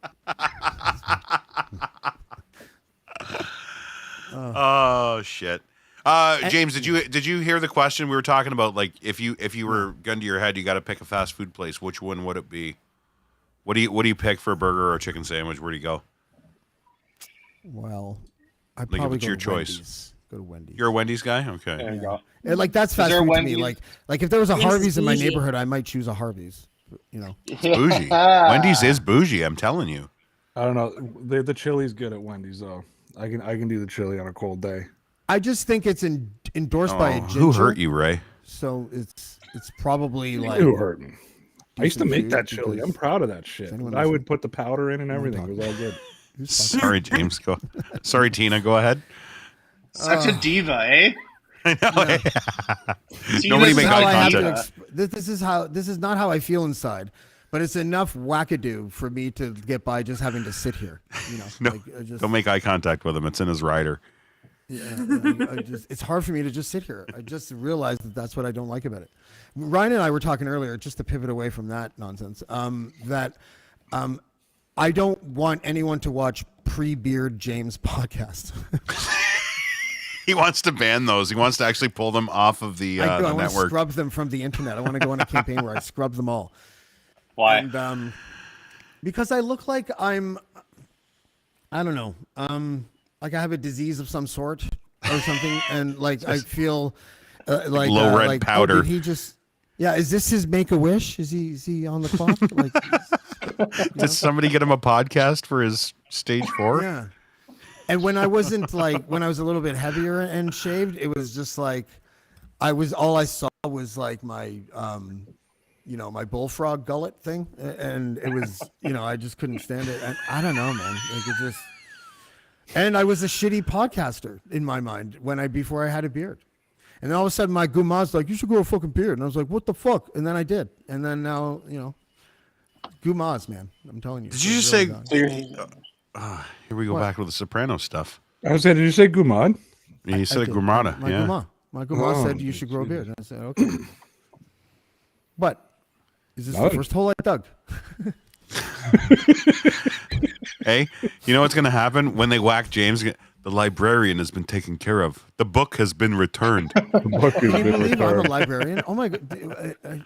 Yeah, that's so weird that I'm a librarian. The book has been returned without the late fees. You know what we put up with a lot at the library? People with personality disorders that come in and harass the staff.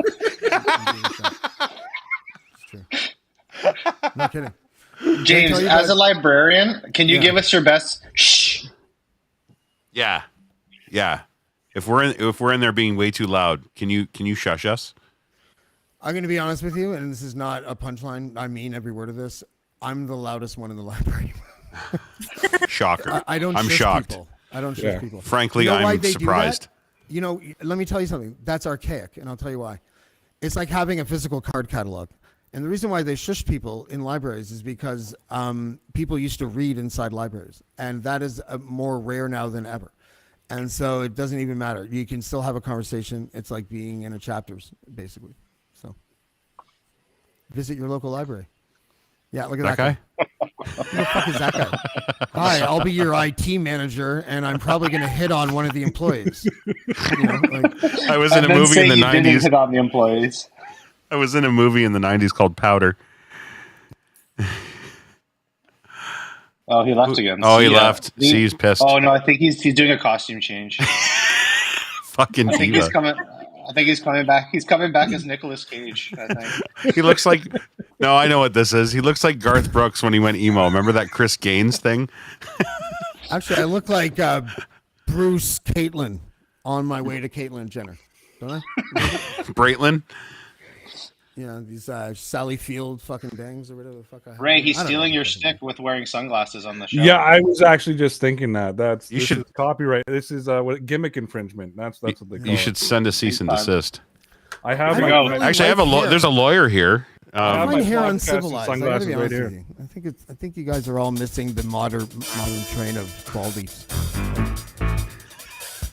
Why do I have to shave my chest, but y'all don't have to shave your heads? I don't understand that. Why does that happen? Seriously.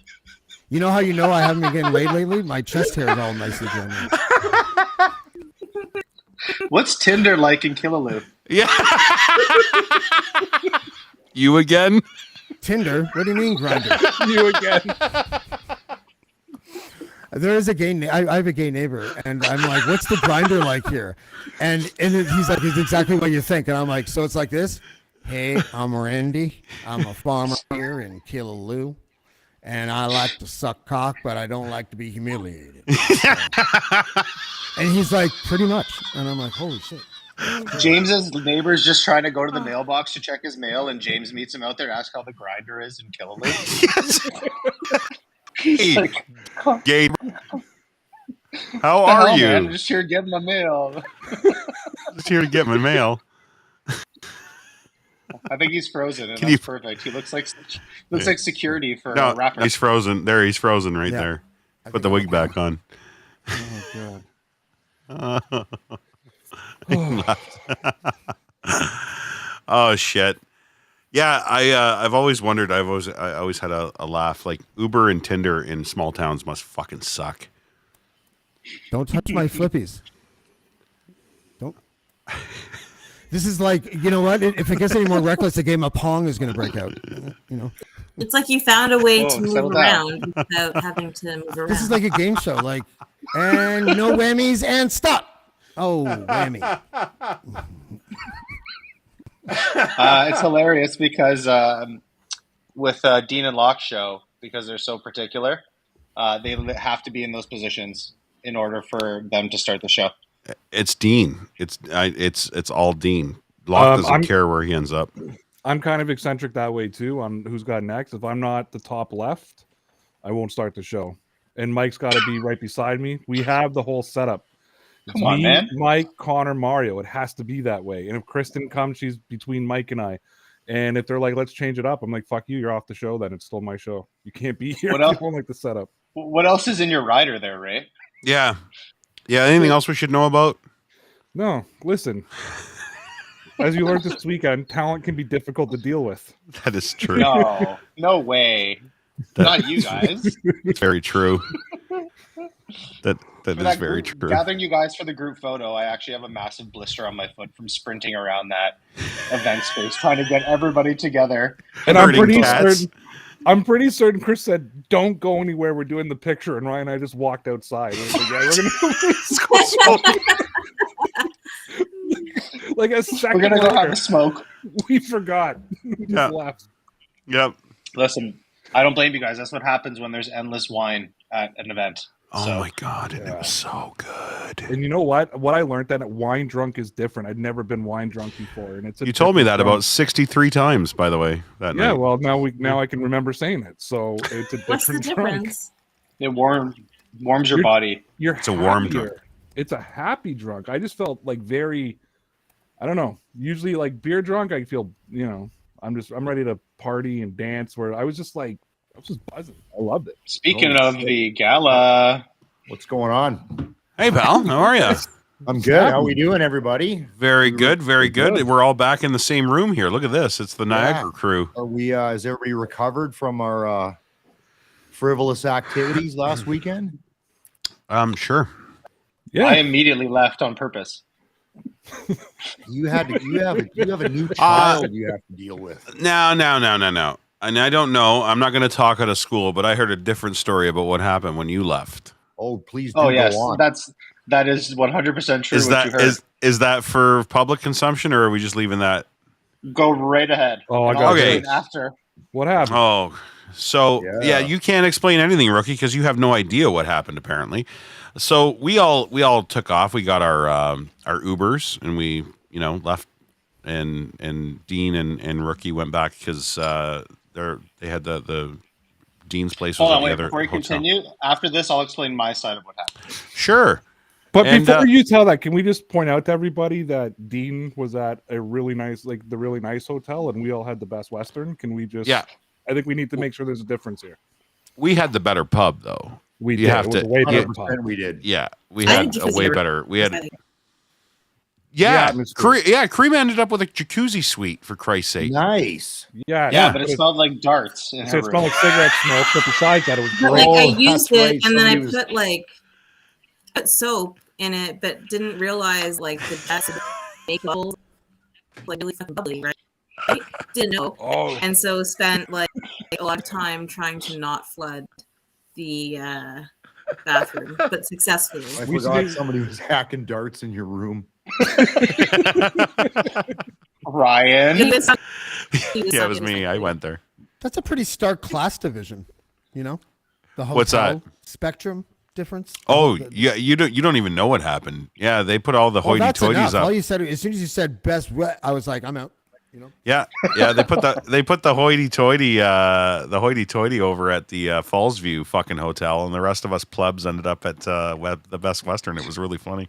But we had the cooler pub. Let's be honest. We did have a way better pub though, and we had a great time. But when we left the event, Rookie went with Dean back to the hotel because Rookie didn't have a room because he was just there for the day. He wasn't staying, and apparently Dean thought it's time to pack a bowl and enjoy, wax and wane about the evening and how well it went.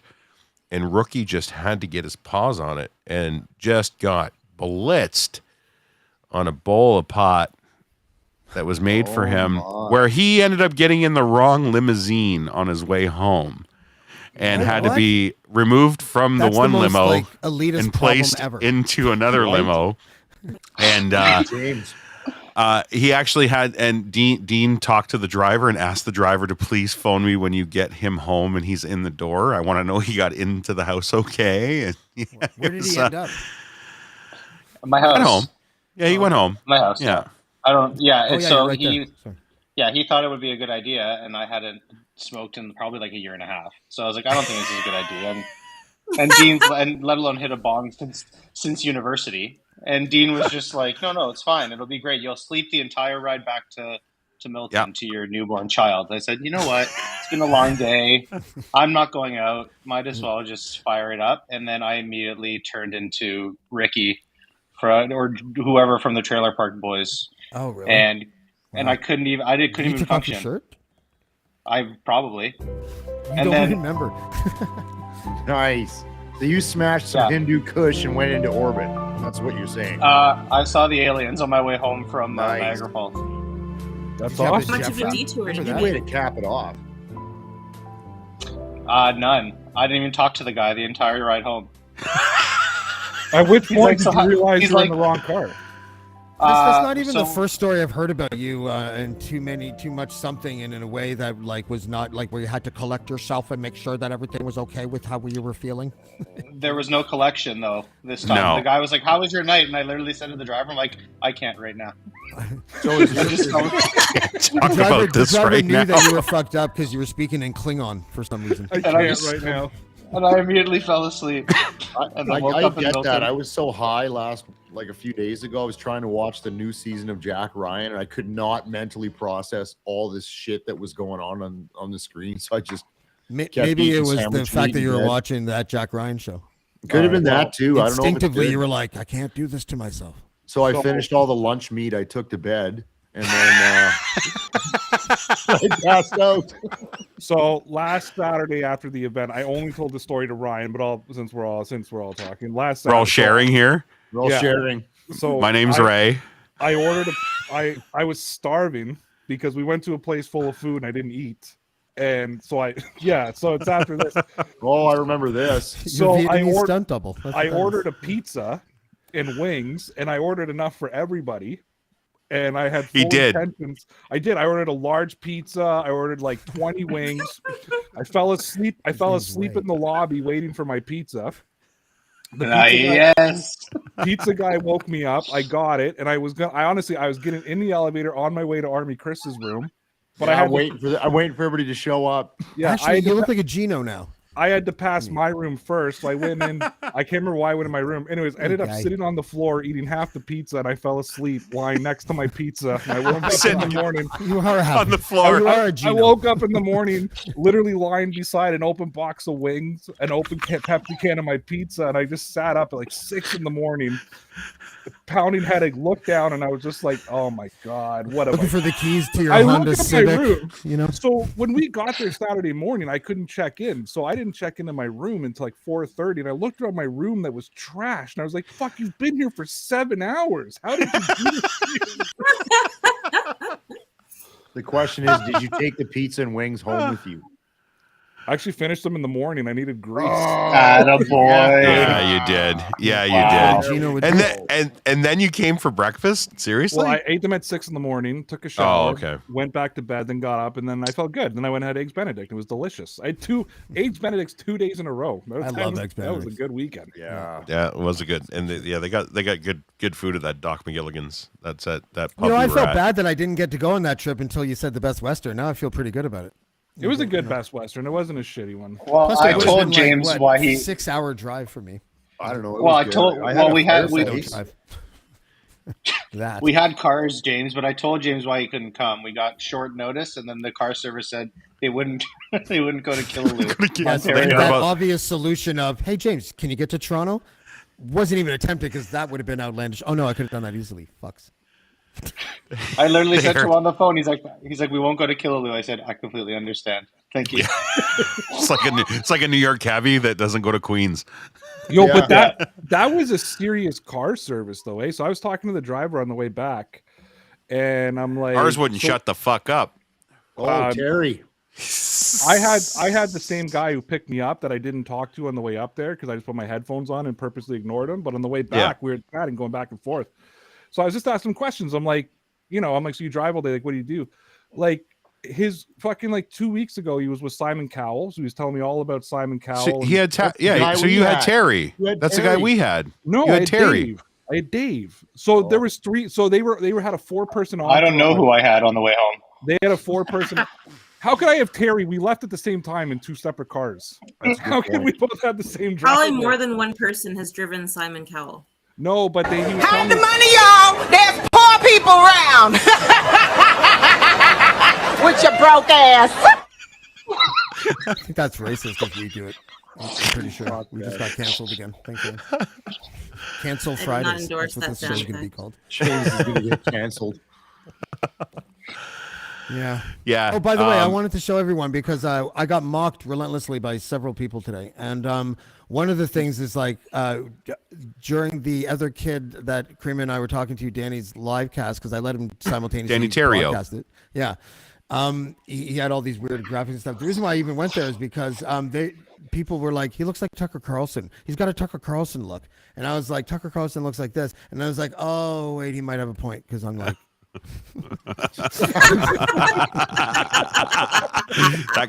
that constipated owl look, That's fucking funny, man. like an owl trying to pass a shit. How do people find that? And you know what? I support that look that I gave. I don't care if Tucker did it first. He's the pioneer of the look that says, what the fuck are you talking about? Except when Tucker says that, it's a climate scientist who says that man-made climate change exists. Right? And that's the difference. You know?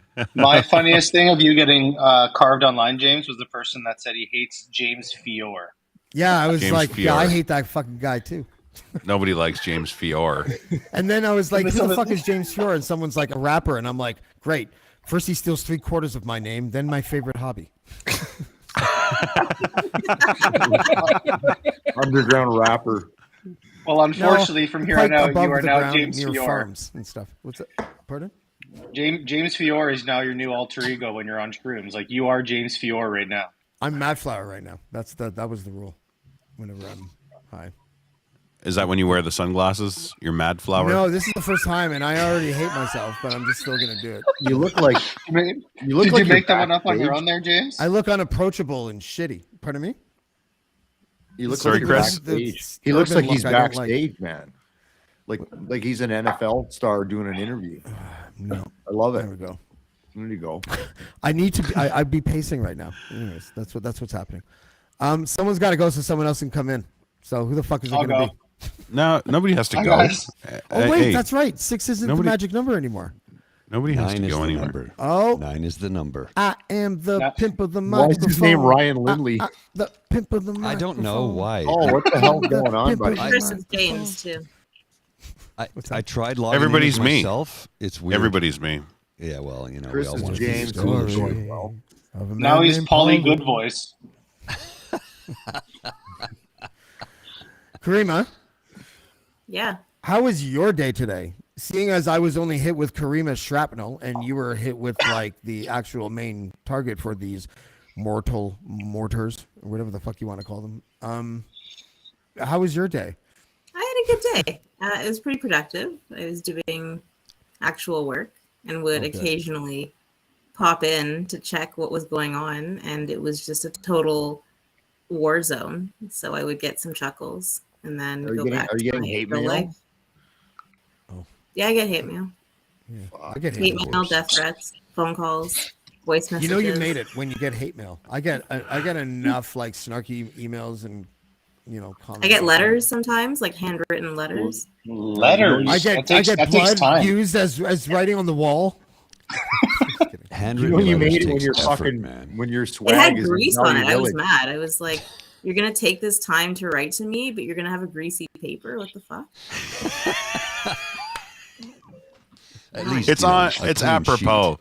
It's apropos. It's on point. It's on brand. It's fine. Yeah, but my day was. I mean, I think I don't know. I don't think that we had an unfair interview. I think that there was ample time to explain whatever. I'm not happy with my performance. Out of the three of us, I would rank myself third. And the reason why is because the first time that he wouldn't shut the fuck up when I tried to talk, I should have just stopped. Muted him. And then any time after that, I should have just waited until he stopped and only spoke after Karima. That's what I should have done, so that there wouldn't be any collision like that. And I was disappointed in myself. I didn't watch it until like, I don't know, sometime today. And I cringed at myself. I didn't think I was like saying bad questions, but my delivery and my timing was antagonistic, needlessly. I look like I was like in the friend zone in Karima's life, and I was trying not to be. I think you signaled earlier that you were intending to sandbag. So yeah, and I kind of said that wasn't at the what moment. We're actually doing that was just latched onto. I honestly said that in the moment because I thought it was like decent banter for Dean's show. I was just like, oh yeah, we're having this kid on. Because at the time, this is my impression of the kid. This is the kid. I call him a kid. I don't know how old he is. I have no fucking idea. But to me, he looks like he's like 17, 18. He's not. He's like, I think he's like 30 or something like that. And the reason, and I said, when he first came on the thing, in the green room, I was like, hey, we have the same barber. And but he has because he had cancer, and that's from chemo, and I didn't know that. So I immediately said, "Oh, I'm sorry." And what? It was very rough. Wait. All right, easy. Oh, what? Look at chance of flurries in here. Like Jesus Christ. Off to a hot start there. Off to a hot start there, Jimmy.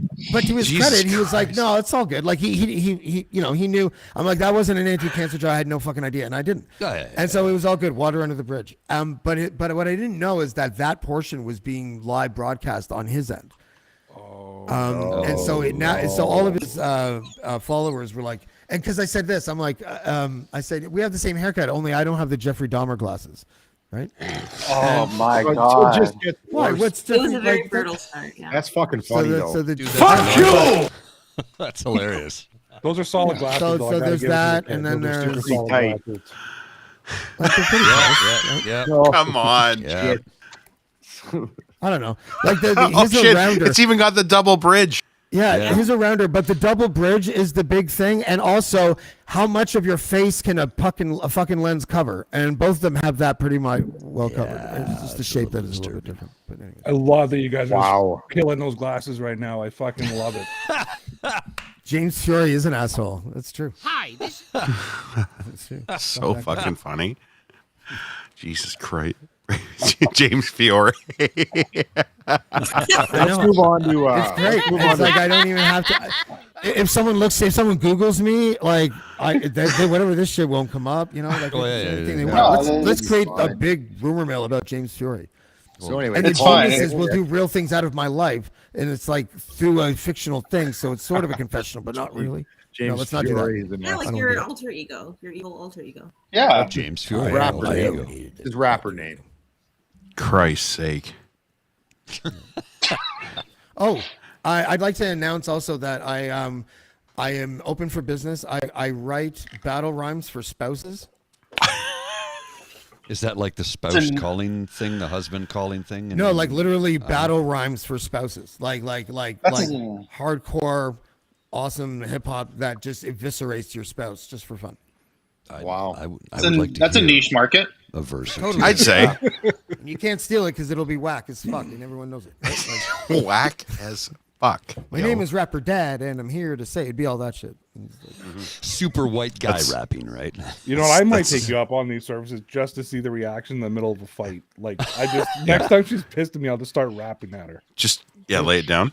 Like, what the fuck, bitch? You didn't clean the floor. Now I gotta walk my ass out the door. You're lucky that's not the only word that rhymes with door. Yeah. He doesn't represent me. He doesn't represent me. Just to see. No. I'm not going to be doing that. I will not be rapping during a fight. That's because you're It'd be smart. a good divorce gift. You know, I'm at the point of my marriage now that I'm just like, what can I do just to fuck this whole thing up? Like it's been 17 years. We've had a good run. What can you do to fuck it up? Is that what you said? Yeah, but like in my experience, it's usually nothing. Not the obvious shit. Like I don't want to cheat or anything like that. Like I want to. If I'm gonna get divorced, I want to have a fucking story to go with it. No, like, just keep being you, man. I could do like, a story. Just keep being me. That's all I did. That's You're fair. almost there, Ray. That's fair. It's a fair point. Jesus Christ. How low would you like to go? Imagine like, well, why'd you get divorced? It's because I started rapping at her in the middle of a fight. I wanted to have a rap battle where, like just while she was giving birth. Like it would be a great story to tell people. Jesus. She was dissing my crew. Tell that to the lawyer, What the fuck was I supposed to do? You got to rep. Said. The whitest guy on the podcast just rapped. That was fantastic. That'll get you divorced. Okay. Guys are bastardizing my favorite culture. I need to connect with you, Ray, because I understand you want to start doing some mental health type stuff, and I have a Holy fuck! I have a whole channel about that, so we should collaborate, sir. Oh, good for you! This is Casual Friday, for fuck's sakes. All right? Enough with the mental health shit, guys. Jesus Christ. Take it offline. I just said I wanted to have a rap battle with my wife, and you're yelling. No shit. I got to get a beer, motherfuckers. I just want to let everyone know that I don't know who everyone is. You like chase right Paul. I have no idea who is where. Paul, right? I have no idea. Sure. Oh, there we go. That's better. Oh, there I am. Yeah. Oh, yeah. How the fuck do you do that? I didn't even know how to do that. Yeah. We should get two more people on and do the Brady Bunch theme song when Paul gets back. We could play fucking Tetris. Ryan, do you have my track? Is that no? I don't. Is everybody in a? I sent it to you.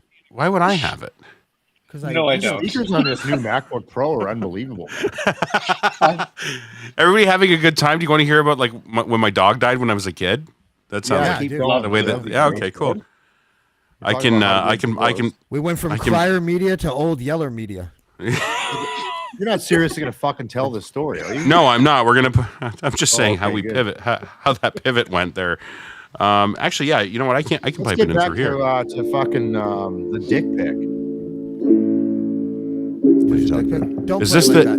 that. Well, is it? I don't know. Paul, tell me about this dick pic that you denied that everybody says you took. It's not a dick pic. It's a That's not what I heard, man. Can we? Seriously, this is 4 weeks in a row that we're going to bring up Paul's dick. Can we not do this? Oh, is it really? Please? Okay, then I digress. I'm coming in like that kid halfway through a fucking movie. Well, what's going on? What did I miss? Sorry. Karima has it. You can send it to Army Chris. What? Instead, let's talk about how we could make a movie about a person like Paul Atkinson who could be a volunteer firefighter because his dick is so fucking hurt. That would be interesting. I'd watch that. I'm not Ron Jeremy, guys. Settle down. Paul Atkinson couldn't make it today. However, his penis is standing by. Paul is around the corner at the deli grabbing a sandwich. That's Shaft, isn't it? Oh, yeah. Sorry, never. I get it now. I get it. Paul's favorite party trick is taking a piss in the toilet from the couch in the living room. Well, You were making fun of Rain Maida with the patchouli fucking blood type, and he comes in with that fucking hat on today, and I knew we were going to talk about his dick again. Like this is we got to stop doing this. You know what he said to himself before he went in there? He's like, I can't verbally bring up anything to do with my penis or young women, so I might as well wear a pimp hat so they do it, and then I can start talking. Look at the shirt, though. Look at the shirt. Yeah. Wow. That was on the same rack as my club swag. Yeah, it's not bad. The setting is wrong. Swag. You should be on a cruise ship with the rest of the Americans. Well, it's like what you wear at the Rumba Room on the Love Boat. You know, you play some vibraphone in the velvet space. You know, that's how it goes. Dell in the Veltones or some shit like that. We wear Hawaiian shirts. Okay? It's a lot of guys to deal with. This is sort of fucked up. Yeah, I don't know. We were talking about fast food, and then is this misogynistic? Or is this feminism? Oh, where did you guys land on best burger? I missed that part. This is the world we live in. Actually, this is a good segue because I want to talk about this a little bit with Freeman especially. But this is the world we live in. This could be interpreted. The thing that I just did. Stop doing that. The thing that I just did could be interpreted as seriously. Someone needs to stop doing this. He's high on mushrooms, man. As either feminism or misogyny in the world that we live in right now, depending on where you hail from. Are those two different things? I don't know. Funny too. I don't know. Feminism is like a lens through which to view misogyny, right? Oh my god! Whoa, that was deep. Wow. Yeah. Wow. It was not that profound, but I appreciate you guys. Whoa. You know absolute son of a bitch with right now. You know who you're surrounded by, don't you? You know who you're. I am right in the center. This is good. I feel all powerful. You can say more feminism than wins. tires, and I find that heavy. But that is deep. Write that down. Anyway, what was your question, James? Yeah, I don't know. I don't fucking remember. Jesus Misogynist versus feminism. Oh, misogynist. No, she said it. No. Explain that though, Karima. Explain the lens thing, because that actually that is really poignant what you just said. Yeah, misogyny is the phenomenon, right? And it can manifest, I think, in many different ways. And feminism, and there's like different schools of thought on this, but it's a way to interpret that misogyny. So like you attribute it, like what are the root causes, right? What else is happening around it that may be a relevant factor for analysis? You may come to different conclusions. But, you know, as for, I guess, Paul's dick, if we were to... What a pivot! What a pivot! Coming. I thought Blundell was the fucking king of pivots, I think but that would be an issue potentially if it were a conversation that I had not previously expressed consent to. I have a copy of this tasteful nude. It is not a dick. And right, it's a tasteful nude, right? It's not pornographic. Yeah, it's not vulgar. No. So what was the best burger? Yeah. Who had the best burger again? In-N-Out. Chris. Oh, someone's gonna Paul's meat. Paul's meat. In-N-Out is not the best fucking burger. There's a reason. Chris, where's it? In-N-Out. Chris, where do you go for fast food? If you had the choice, if you had to eat a burger or fast food, what would it be? I had Burger King. Rookie's got Harvey's. Ray, what did you have again? Be in the same category. Oh, you had Popeye's chicken. Karima and Ray are in Popeye's camp. James had Wendy's as well, I think. Didn't you? Was it Wendy's? Yeah. But I put Harvey's in not the fast food category. But okay. Yeah. What's it's yours, like Chris? Hybrid. It's in between. Which Chris? You, Army Chris. It's fast food, like it has to have a drive-through. Drive-through. Yes, sir. Well, I guess for chicken, it's Popeyes. For a burger, probably Wendy's. All right. What about you, Paul? Paul, what's your go-to for drive-through fast food? Cheap burger. Once a year, I have a Whopper because that greasy bastard is so goddamn good. Yes. Once a year. Whopper guy. Where did the angry Whopper go? Yeah. Hey, I'm right here. I haven't had the angry Whopper. I would listen, guys. I will bet if you type in "angry Whopper" on the Urban Dictionary, it comes. You get a picture of James. You fucking think. James. Yeah, you get a picture of James. Picture of James. Yep. That was the joke. Cincinnati chili dog, Cleveland steamers, like put all that snarky face. Put the fucking Angry Angry Whopper. Whopper in your Urban Dictionary and watch out. You might regret it. Do not type in Dutch milkshake. Promise. Don't do it. I won't. Nothing with the word Dutch in it should ever be typed into the. You know what's funny Urban about that? I'm half Dutch. That's hilarious. Are you really? So Is that the other half? Italian, half Dutch. The top and the bottom half. half Italian, half Dutch. That's what gives quite- my whiteness its pasty. Oh. So half Dutch, half Italian. Yeah, my ancestors were not really that great, you know. Yeah, but you got the, but you got the I bottom half live of the knowing Dutch. that it ain't got shit to do with me. I was born in 1976. That's right. What are you, Ray? Huh? What are you? What are you?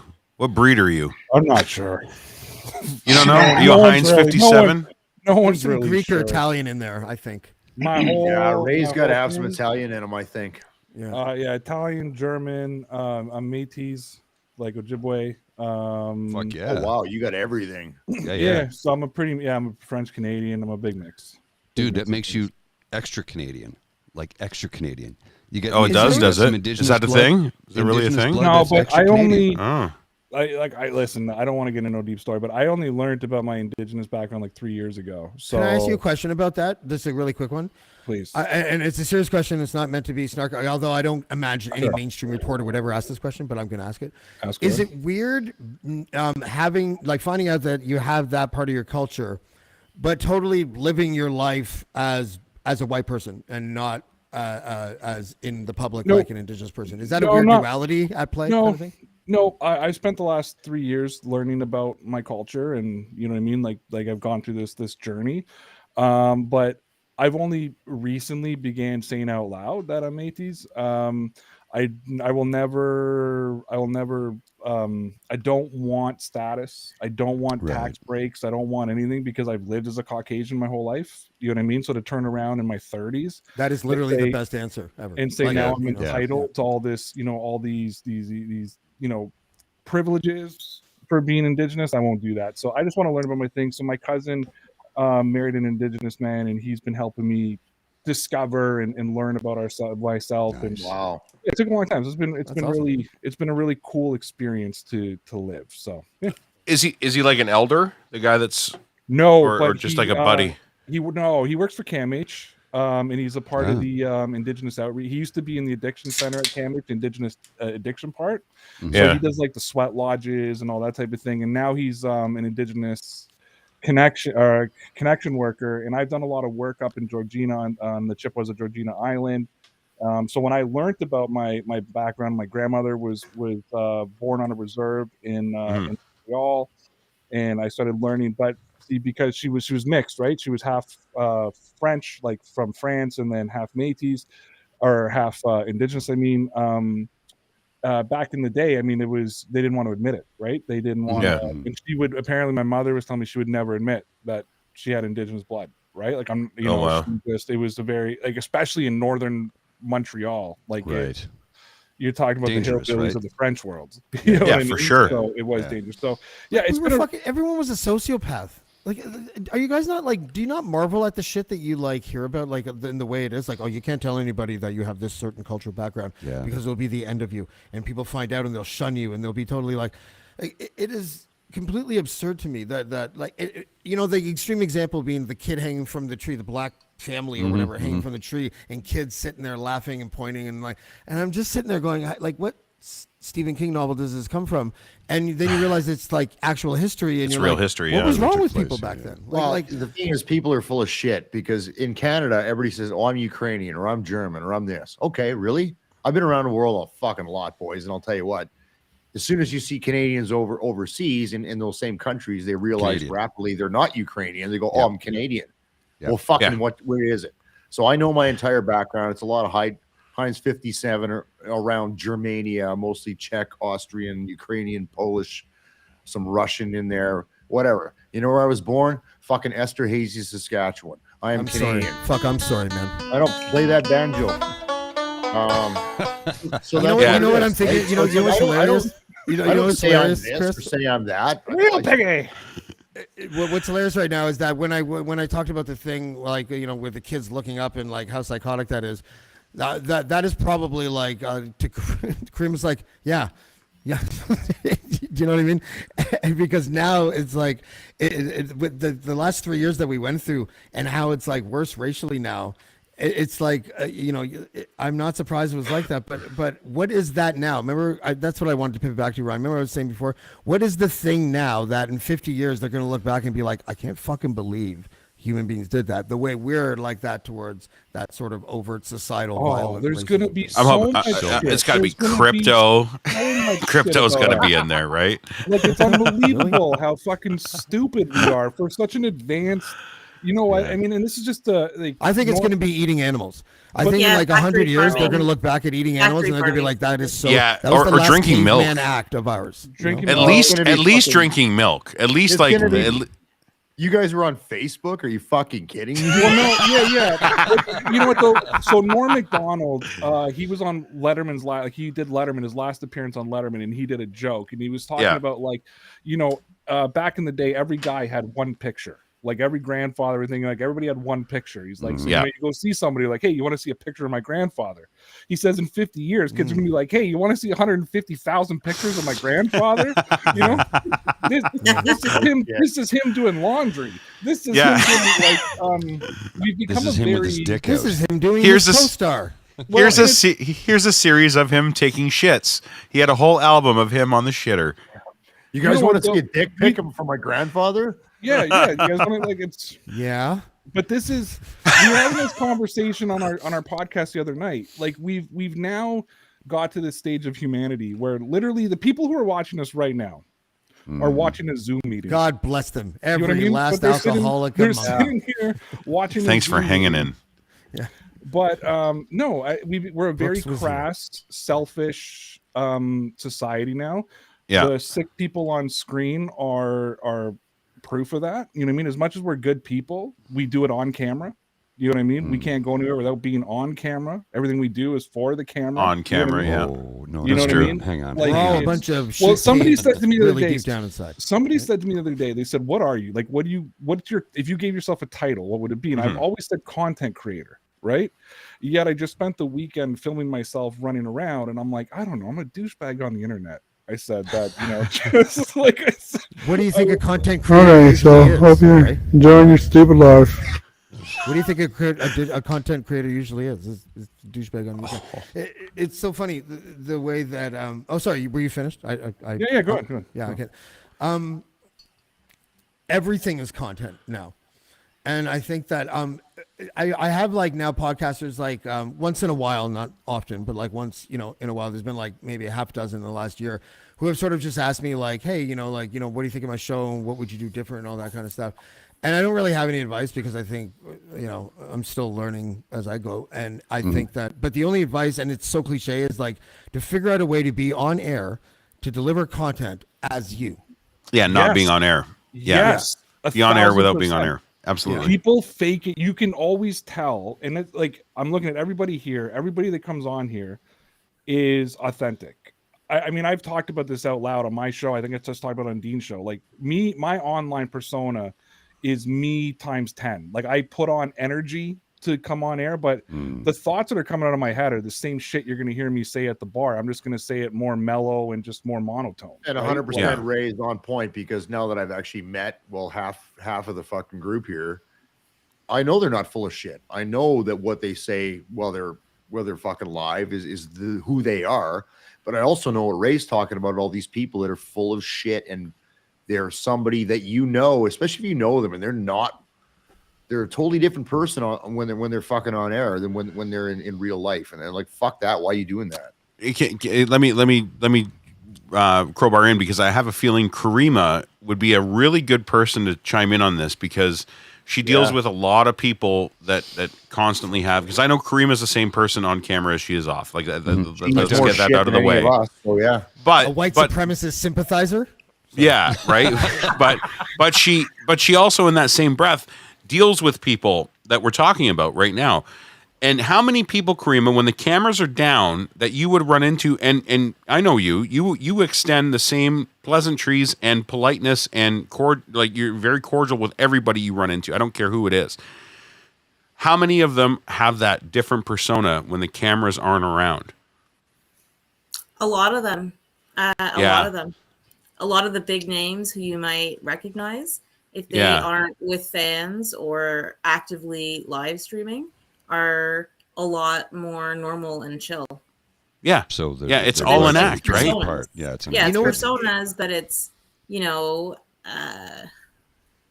Do they have the same ideology though?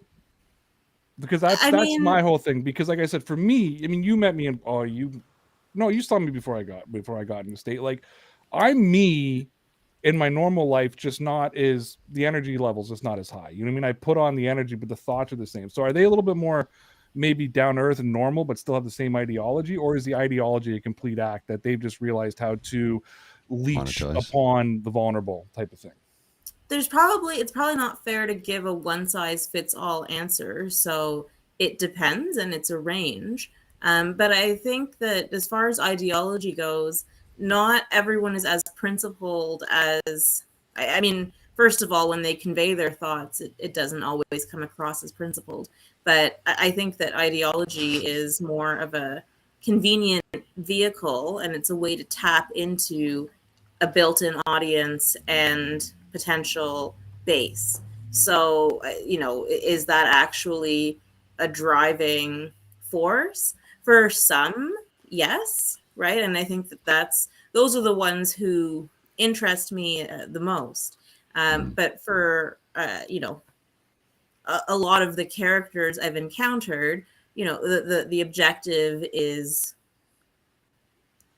clicks and sort of popularity, online popularity, being able to take people's money, attention, grifting, right? I mean, but what does grift even mean? I'm called a grifter, right? And I'm called a grifter by the same people who, at the end of their podcast about me, are asking for donations. So it's like, I have a theory. I have a theory, and I swear to God, I believe this is that. Because they're really reliant in the online sense, in the digital sense, right? And to communicate, to deliver a message, whatever, to summon the pylon or whatever the fuck. Yeah. But they have this embedded inside everything they do. They have, I don't know if it's subconscious hypocrisy, but it's certainly hypocrisy, because if you take that video that Karima was standing there and she tried to interview someone, the camera was on someone or whatever the fuck, and then they didn't want to be filmed, so she walked away, was pursued by them, and then her freedom of movement was obstructed by groups of them holding flags surrounding her. Right. And I know that if those flags said Diagolon and it was a trans person that was in Karima's shoes, all of them would flip in an instant from their current position, which is somehow Karima was the aggressor. It is so bizarre to me. Yeah. I can't even they say things like, "Are we watching the same thing?" And I'm like, "That's our line." But the hypocrisy,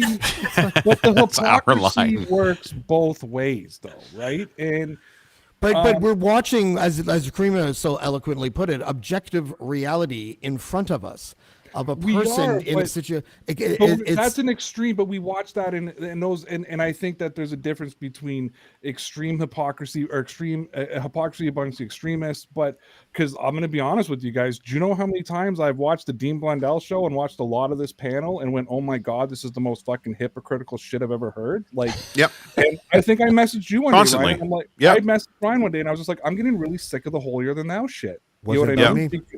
Was it about me? No, it was just a conversation. I'm like, I got fired. Let's get it.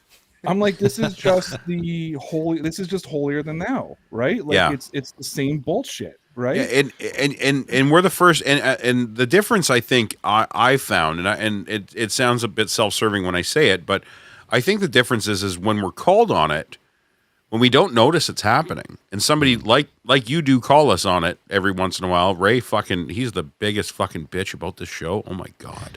We hear about it from him all the time. And did you know, by the way, Ray, they actually designed these to actually like hang on your head now. You don't even have to hold it with your hand anymore.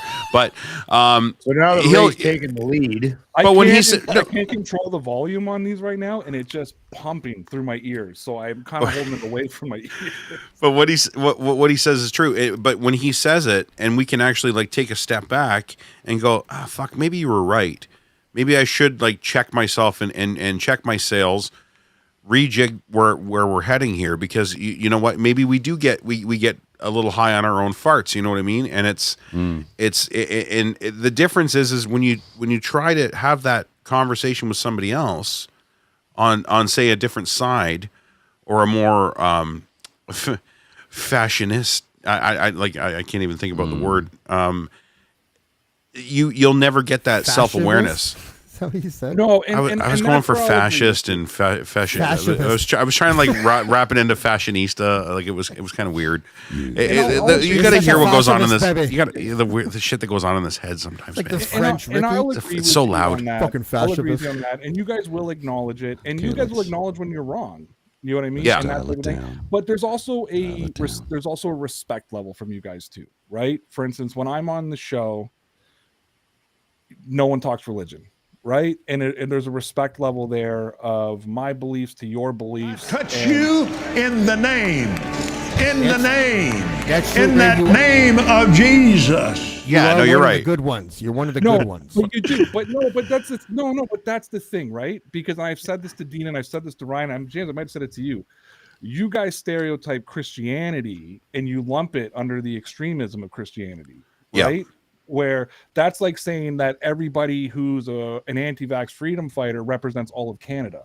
You know what I mean? That's exactly. Like Americans sitting there going like, this is all of Canada. Because as I've said to you guys a million times, I don't know any Christians or I don't associate with any Christians who act the way the ones you guys go after, right? So that's always what I said to you. Like, could you not stereotype it as?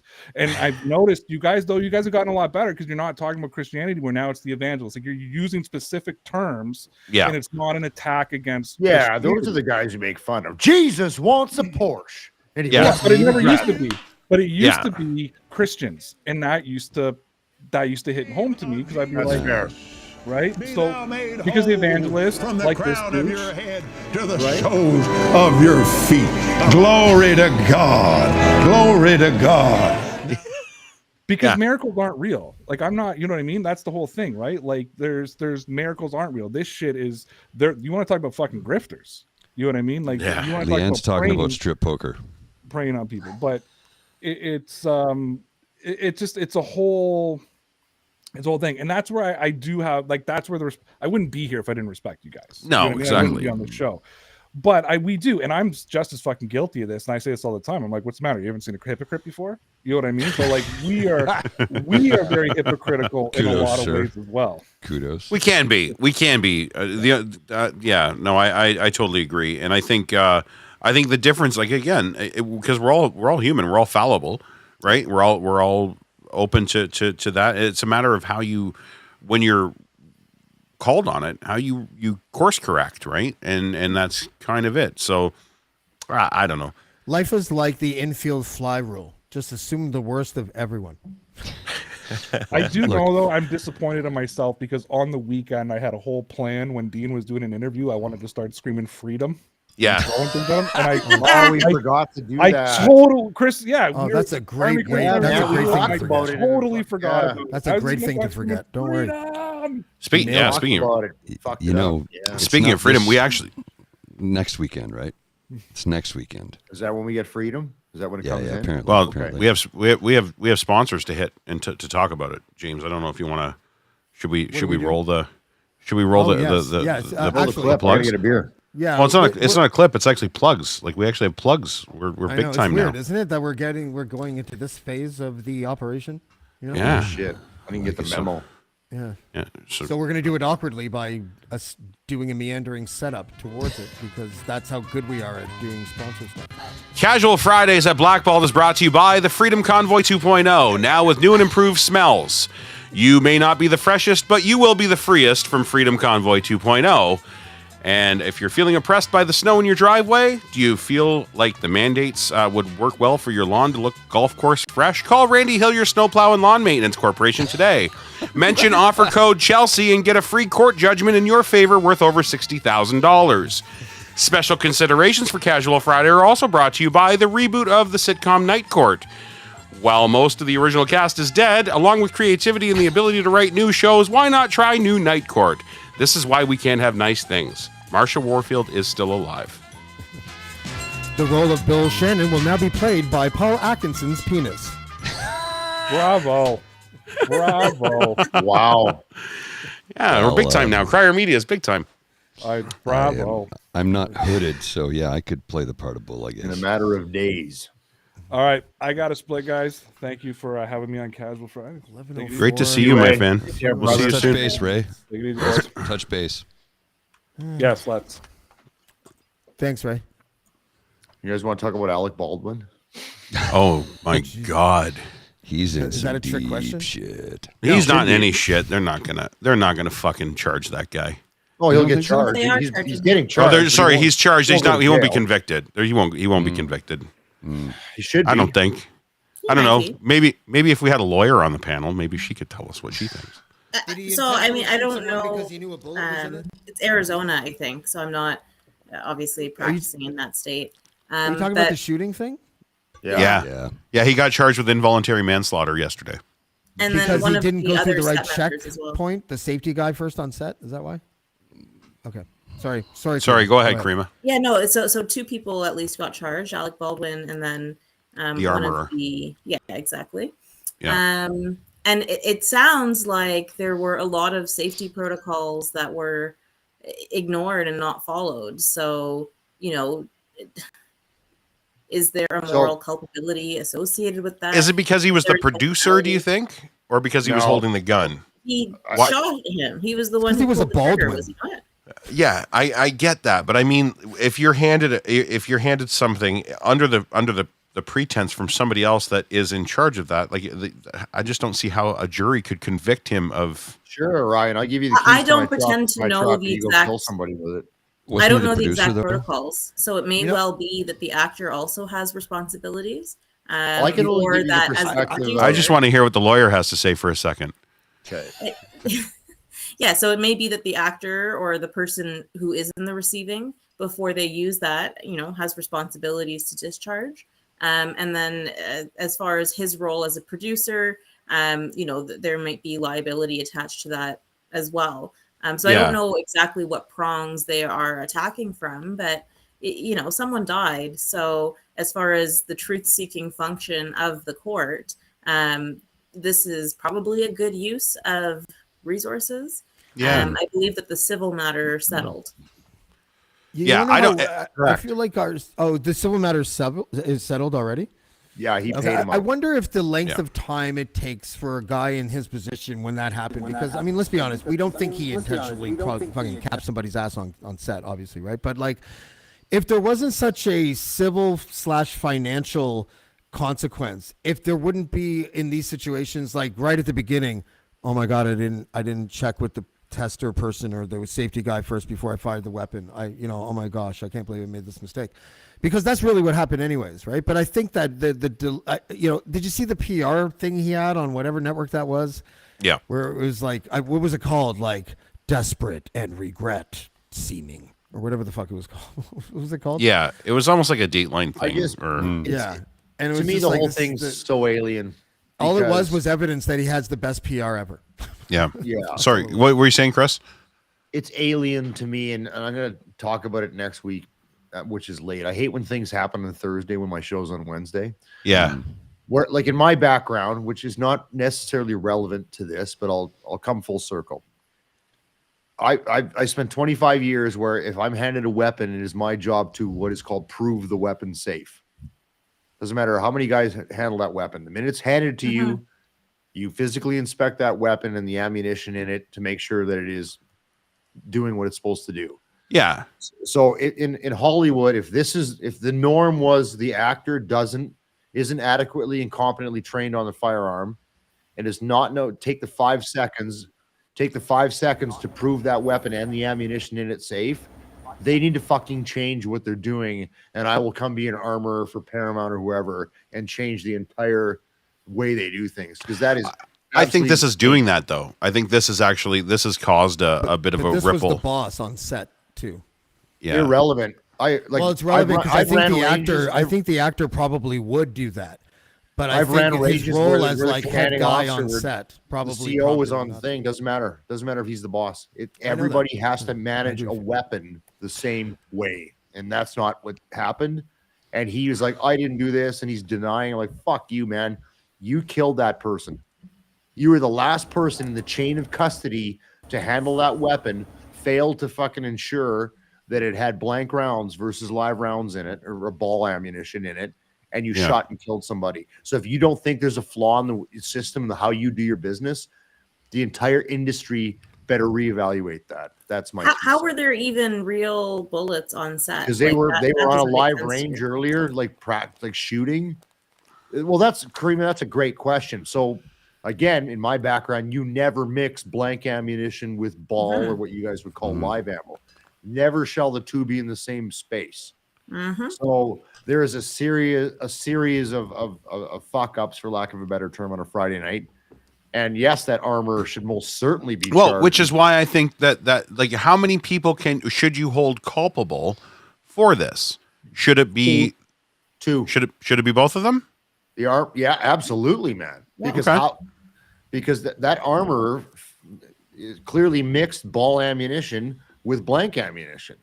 That's accountability right there. Okay. So here's my question. So just coming from, because that armor comes from a position of authority and a position of expertise. So if I'm driving my car through an intersection where the lights are not working and there's a police officer directing traffic, and the police officer is directing me through that intersection and I kill a pedestrian. After the police officer told me to keep going, go ahead, you're fine, go. And I'm like, okay, officer. And next thing you know, I hit a pedestrian. Who's at fault? Pedestrian. Whoever the police officer says is at pedestrian. Who's at fault at that point? You know what I mean? Like, so this is what I'm saying. So, sorry? Kareem is the lawyer. You're I'd still let driving. her answer I mean, that's I don't know in that fact scenario, but as someone What if he who was is waving the a person bee behind away? the wheel, What if he was actually waving away a bee? like you might be negligent. You might be negligent to just listen and not still look. Yeah, the Like armor multiple needs to be people charged can with hold- something. And I understand, but if you go to court, and you have the police officer and the driver now sitting there and they're looking to see who is actually responsible, could you really hold fault of the driver who was taking direction from a police officer who's trained to direct traffic? Okay, well, it's very fact dependent, right? And you may actually split the liability between the two. Maybe the cop is partially responsible for not paying attention, but if you're just blindly taking the officer's word, go ahead and you still need to look. Agreed. So if it was a green light, go ahead, right? You still need to look for a pedestrian, even if they're at fault, right? They may be partially at fault as well, but ultimately you're the one behind the wheel. And that is why I don't drive. But that being said, going back to the actual case, that armorer who handed Baldwin the weapon and said cold gun clearly exercised negligence and didn't check it in the exact manner I described that Alec Baldwin should have checked it. The armor, to check it after the guy that's responsible for checking it checks it. Yeah, everybody. Like how many? That makes sense. Okay. The reason you have multiple checks is to prevent something like this from happening. Shazam. That's exactly it. So that's why I say that armor. See, but that's not a rule of law. That should be a policy. Obviously, we're talking policy on a movie set. We're not talking about rule of law. That policy is going to affect your standard of care, right? Like what are the expectations of how to conduct yourself in a safe 100%. way? So that may be like workplace safety stuff, and then those are the guidelines. Mm-hmm. If these guidelines weren't adhered to, well, we can safely, argue negligence, right? Yeah. And that's a tort. So we're talking civil action, which settled. Which has happened, The same principles are going to apply because in the criminal context, right? What was your mental state? What's the actual act that was committed? And, if we're talking negligence, how did they deviate from the protocol they were supposed to follow? And it may be that multiple people are responsible. Yeah. Sorry, we keep trying to bring Douglas in from the Eager Beaver podcast, but he's having some audio issues, so I don't know what's happening. But I agree. I agree. It's I don't think that morally you're absolutely correct. I think I'm just talking from just a legal standpoint to charge just everybody in a room with involuntary manslaughter and hoping one of them sticks. I just don't understand why we don't pour the resources into the person who is. Everyone, though. They just charge two people. No, two people. You know what I'm being being And Ryan, I'm not talking about the legal piece. I'm just talking about, do I think that Alec Baldwin is accountable for his actions? That's all I'm saying. And in my background, 100% he is. So is the he's armor. the producer. Agreed. Yeah. The legal piece to it is, fuck, that's beyond me, man. But, well, one of the things I had read was that they wanted to save money on this production, so they refused to hire unionized people. Now, it's weird because he's a SAG member, so why would a union guy not hire union people to save money? It's like it makes no sense. So I don't know. There's a lot of conflicting stories here, but one of the things that troubled me was, in the story that I read, was the individual who was in charge of the weapons on site was not licensed to do so and was not recognized by the union, didn't have his union card. They didn't hire this person as a union employee. And I'm not even supporting unions here. I'm just talking about how it works in Hollywood, right? Yeah. So they tried to save a couple of bucks. They hired, basically, for want of a better term, a scab. Okay, and again, not into the union aspect of it, but they hired somebody literally off the street who said they were qualified to do it. Oh, she wasn't, to though, save but money. She does have a background in what she did. She is qualified for her job, but not union repped, and nobody was double checking. She's suing Baldwin. He's suing her. Yeah, there's a lot of everybody fucking sues everybody as soon as shit goes sideways, right? Yeah, that's what I understood it as. So we still got and it lots of didn't noise work, from Douglas. Just so you know, tons of noise. Like Didn't all work? we hear is it sounds like air conditioners. What microphone are you using? His laptop one. Oh, that's why. Do you have a fan on or something, or is there something going on in the background? Maybe conditioning running. Oh wait, hold on. Yes. Yep. Listen, guys, I got to punch out. It's been a lot of fun. Thank you very much. Enjoy Good to see you, brother. balance of the evening. Everybody, Thank be you. Healthy and safe. Check that weapon when it's handed to you, and we'll do this again. Okay. Yeah, for sure. Pop in tomorrow. We're going to do the pubcast if you want to pop in for a bit. What time? There's football on. 2 p.m. to 6 or 7 p.m. Eastern Standard. So noon. I could jump in around noon. Sure. Yeah, just hop on. We'll be there. We'll be there. DM I'm you, gonna Paul. make my exit as well. It's been Okay, Karima. All right. Karima, great to see you. Thank you so much. Good night. Take care. Good to see you, Douglas. Douglas, we have a quieter background noise, Douglas. Yes, There. you're How's there. that? We can hear. It's good to see Much you, better, and it's good much to better. hear you, my friend. Happy Friday. Is that better? Yeah, very Yeah, that's much better. so. There you go. Happy Friday to you too. How you doing? Very good, very good. What do you what do we have on tap for Friday night for Douglas? What are you up to? Just are you hanging out frozen? right Oh, now there you with you guys, and there's nothing much more because I kind of out with you guys, and they're probably bed because we're getting ready for tomorrow, right? Our podcast. Your pubcast is tomorrow. That's right. Tomorrow? You guys are at 2 p.m. You guys are at the what's the pub called again, Lieutenant's Paul? Pump. Lieutenant's The Pump Lieutenant's in Pump, Ottawa. Yeah. 361 Elgin Street, downtown Ottawa, Centertown, the heart and soul of the city where the heart beats loud. Very nice. Very nice. Very We're nice. looking forward to it. It's Pubcast Eve, so I thought I'd have a couple of cocktails, and turns out I had my 2 cocktails. I'm done. That's it. No more beers for me. It's always about the cock with you, isn't it? Jesus well, Christ, Paulie. and go figure. I'm the straight one. He's the gay one, and I'm all about the cock. And the tail. Yeah, and the tail. Yeah. You want to? James, I don't know. I guess James probably went out for a smoke, but I'm going to do something right now because I think this is really funny because this is the Blackballed All right. Show. Watch this. I don't know what happened there. Oh. Well, hello. It's the Eager Beaver podcast. Right. Yeah, okay. Blackballed. We've taken over the network. We've taken over the network. We're in charge. We're the guys. I didn't know what happened. I was very confused. It happens to me. Same thing we same thing we do every day, Mr. Grizzly. Try to take over the network. Try to take over the network.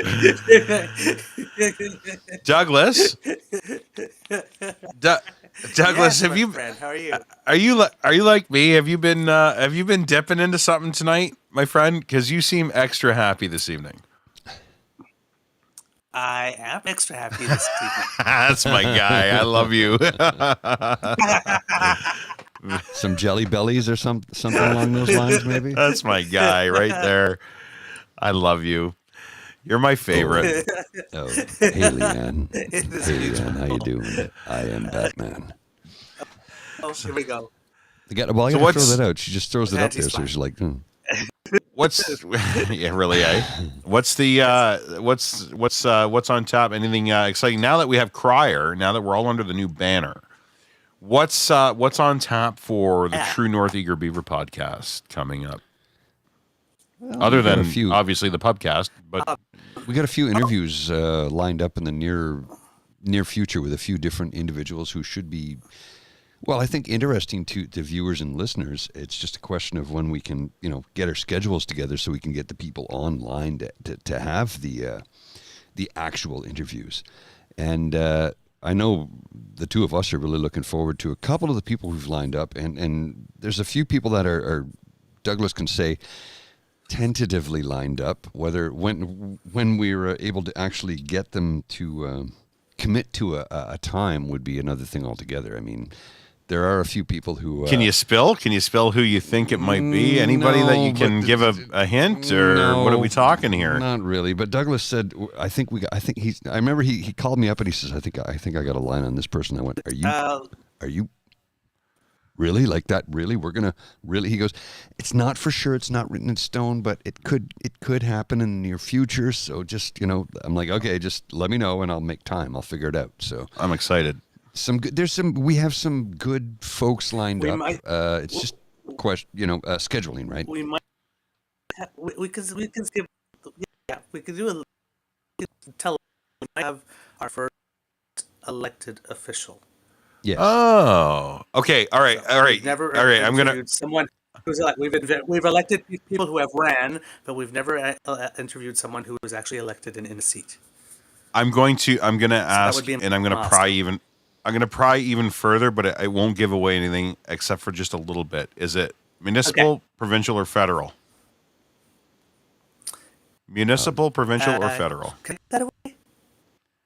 Yeah, you can give that away. Federal. Federal. Oh, shit. Big dogs. Federal.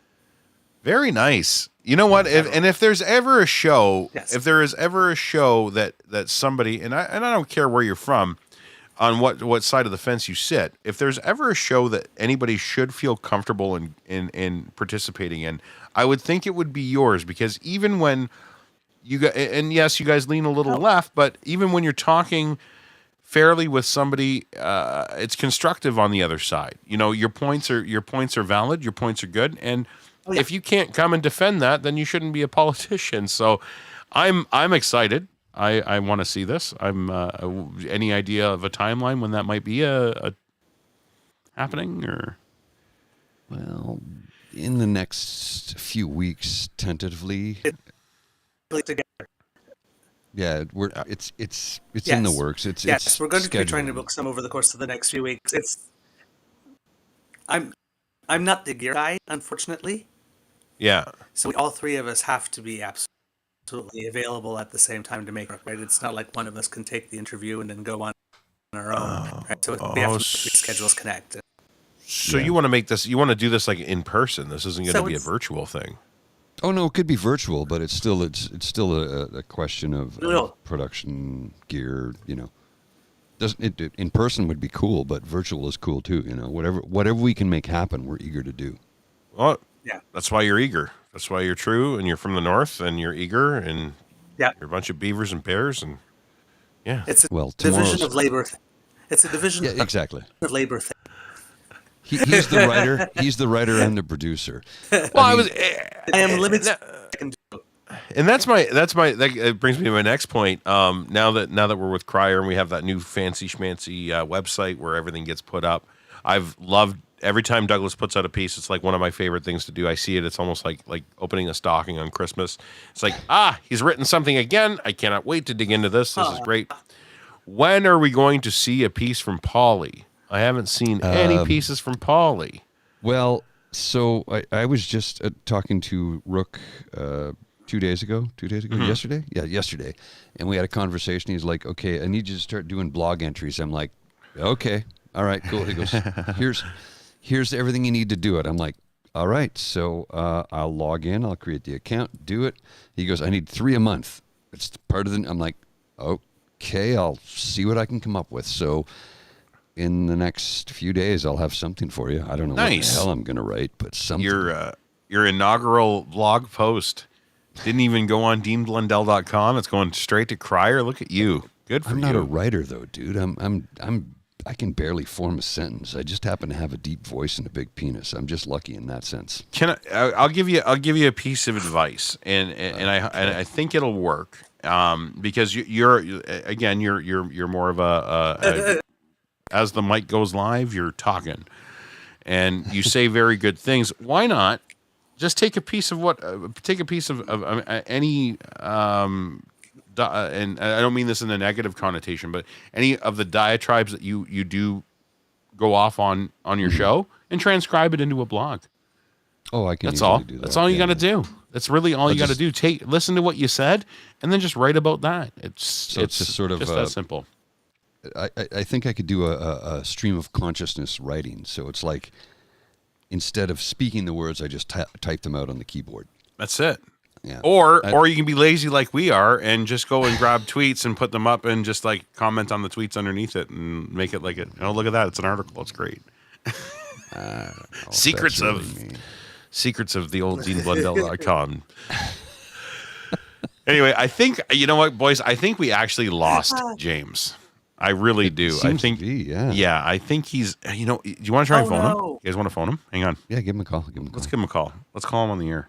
Who should we bring in one of the kits that's in the chat here, or what do you think? I haven't given out a link, so if you wanted to, I'm coming. Yeah, I'm coming. Are you there? Yeah, I just want to join. That's all. Oh, I thought maybe you fell asleep. I thought you fell and hit your head. We called you on the air here. No, dear God, no. No, I'm coming back right now, Mom. Fuck. Okay, Dave, that's good to know. Sweet Dave, I got the stuff. Dave's not here, dude. Dave's not there, man. So it's weird how somebody said something and my phone went. My phone decided that it said, "Glad I could help." I'm like, but I didn't. Look. Thanks, Wiretap. Yeah. Like, I didn't ask anything. Did you ever see that breakdown? That breakdown about the way people were in the 50s on the phone when the phone first became a thing. Like, don't talk about anything personal on the phone. They could be listening. Somebody could be wiretapped. And in 2020, photos of our genitals to each other. No, 2023. Hey, Wiretap, can you order me some more couscous and some hummus? Like, we literally talk to the Wiretap. Don't get into a car with strangers. Now you order a stranger to your front door. Yeah, you order a stranger to your front door on an app. Get in their car. Isn't that what prostitution is? Pretty much. Well, yeah, I guess. What are you guys, sex worker now? No, not at all. Not at all. No shit, eh? They went really hard right while you were gone, James. It's crazy. I would never say it's like that. sitting with Preston Manning right now. It's fucking nuts. No, he's dead. He's dead. He died. Preston Manning's dead. Like Rest in peace. Years. Hold on. Oh, this should be good. Here we go. You ready? He's gonna have a 4-foot beard or something. Here it comes. Yeah, of course. Yeah, there we go. Ladies and gentlemen, a late night edition. Noam Chomsky has joined the podcast. Noam? Garden Noam Chomsky? This will be gone when June hits. This is gone. Generally, I would say that the planet. I can't do a Noam Chomsky. I haven't never tried. I don't want to do like on the spot Noam Chomsky. It's really hard. Well, first of all, you have to master the art of making people fall asleep almost instantaneously when you speak. Yeah, fuck your ASMR shit, Paul. You get Noam Chomsky on a fucking podcast, and that's better than Ambien. He's like super. That's better than Ambien and vodka. So you need to understand that the economic. I feel like I'm some sort of criminal. Like you don't want me anywhere around your children at all. No, you're freaking me out, dude. The podcaster is no longer allowed 500 meters from a school. No. What the fuck do you mean? Strangers always have the best candy. You see how this is That white. is true. This is white, not gray, right? I said 30 years. It was once red, though. Okay? So red doesn't go gray, it only goes white. So that means Santa Claus was a ginger. You know what? Another couple convoys and those guns going, and your fucking shit will turn white, and then I'll be proven right, and then everything will be good. Oh, please don't do that. Aw. No, don't that one. What the fuck is that? That was the. Trudeau must go. Saturdays for freedom. This is very unsettling right now. It just sounds like Convoy 2.0. Which, by the way, Convoy 2.0 sponsors the Blackballed Casual Friday. Yes, they do. I'm quite trippy right now. Like, oh, yeah. What are you drinking? Soda? Christy. Hello. Hello. What are you wearing, Christy? So nice I mean, like a red carpet kind, not the sleazy kind, like the red carpet kind. Dior. What? Dior. I don't Dior, know. darling. I don't know if I'm wearing Canada Plaid. I don't know There you fashion. go. There you go. Canada Plaid. Well done. You're a patriot. I'm wearing from the Roots 2023 autumn collection. I'm wearing a Licenza push-up bra. That's the only thing I know. Oh, well, thank you for sharing. Yay. Hey, say yay. Oh my. Okay. All right. Yeah, like, Christy. Push-up bras always working for me. What is going on over there? Where are you? What's the weather like? What did you do today? Give us a synopsis of what's going on in your life right now. Was this 20 questions? Right now, well, the weather outside is actually quite nice in Edmonton. It's 0. Holy shit, that's warm. Because wasn't it like 45 Edmonton, before where Christmas? the best you can hope for is 0. Yeah, it was. I think it got as low as -38, -45 with the wind chill just before Christmas. Yeah. That's cold. That's cold. Yeah. No. 1 out of 3 women like their men like they like their temperature. 0. Sorry. What does that even but mean? I I don't even did know do what that something- means.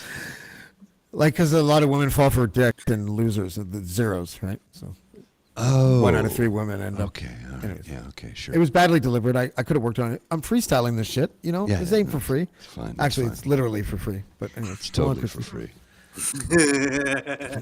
Yes. I did something very interesting this past weekend.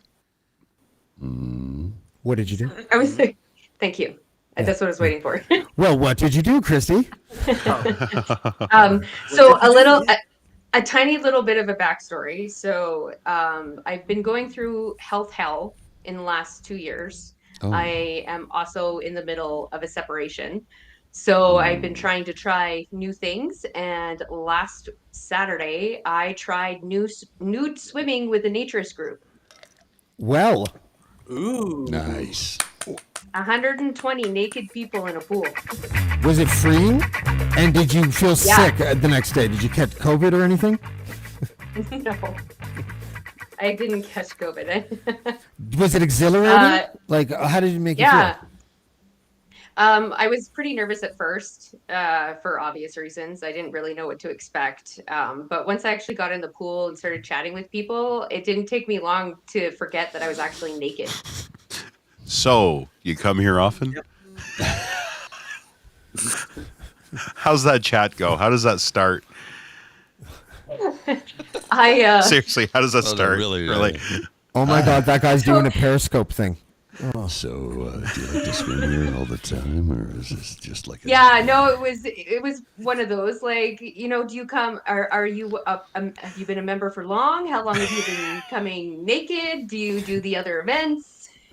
And you're like, this is my first naked conversation ever. Well, no, it wouldn't have been my first naked conversation. It would have been my first public naked conversation. Sorry, that's sort of what I meant. Yeah. Fucking Mom. die. It's just yeah, no, it was if you need an ego boost for stories. your body, a naked swim with 120 people I do of it. all ages and walks of life. Oh yeah. It's a good way to do it. I would do it. Yeah. That's no. You know what? the inside of my brain when you're wearing that bathing suit that protects the water from your junk in my brain. I know it's totally illogical, but once all the junk is directly exposed to the water, you're now in somebody else's bathroom. You're now in somebody else's bathroom. I had but when the thought, sun was hits more- it, I know- it's glorious. It really is. When the sun hits it just right, It's it's that tiny piece of fabric that literally protects you from nothing. But when you get into the pool naked and you're thinking like, I'm in junk soup. Yeah, that's all it is. It's just everybody else's junk, and you're with, like you said, 120 other people. How many of them actually had showers before they got in that pool? There's dirty ass in that pool, and I just can't have it. Like, I just can't. It's a Because the requirement. bathing suit they makes have a to shower difference, before right? they go in. Yeah, no, in my brain, Paul, shut the fuck up. It does. It's fine. Everything is good. It's like hermetically sealed in that fucking trouser, and I'm okay with it.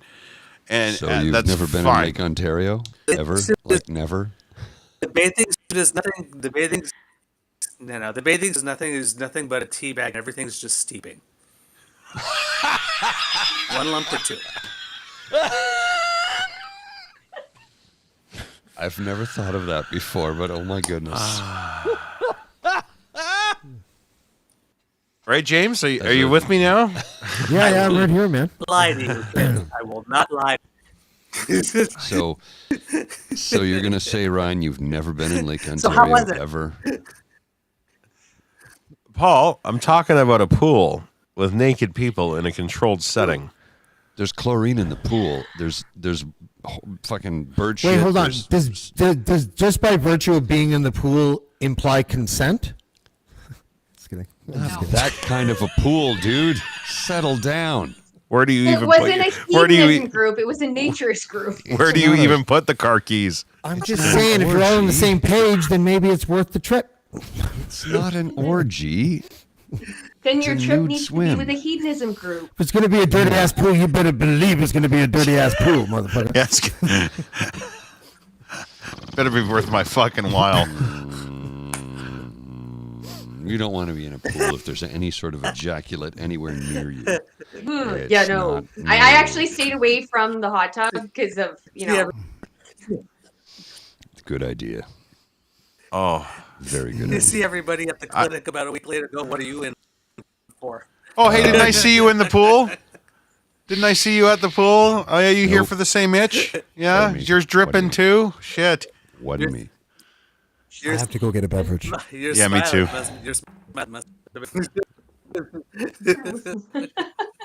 Oh, there's nothing quite like the embarrassment of when you go to your doctor and go, I don't know where this came from. I've never done that myself. I'm just speculating. I'm sure that's how it goes. I've never actually been in that situation. Hey, come on. I came of age in the 90s. It was like if we were going to play, there was always prophylactics involved. Always prophylactics involved that there was any playtime because according to Oprah, we were all going to die. Yes. I remember that speech. Yeah, how wrong could she have been? Very wrong. Very, very, very wrong. But it did encourage people to play safe. So was it bad? Like was it bad? It wasn't a reefer madness thing. Oops. Reefer madness was, it will make you go crazy and kill you. This was like, if you're going to play safe. There's kind of a difference there, right? You think? What? Or is it just me? It's just you. No, I mean, there's playing safe and playing smart. Well, yeah, exactly. That's all I'm getting at. It's like I remember the speech when I heard it. I was in like just in grade 12 or secondary 5, and go back and we heard the speech from Oprah. We're all going to die of AIDS. I'm like, huh? What? Oh yeah, everybody's going to get it. Everybody's going to get it. And I'm like, well, really? Bullshit. But if you wear a condom, you might not get it. Okay.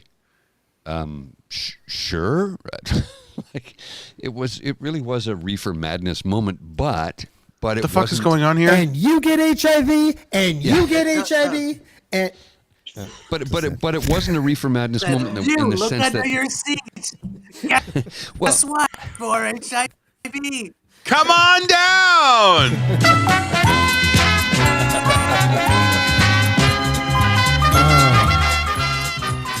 Go team, go. That was well done. Well. Oh my gosh. Anyways, yeah. Hi, Christy. Hi.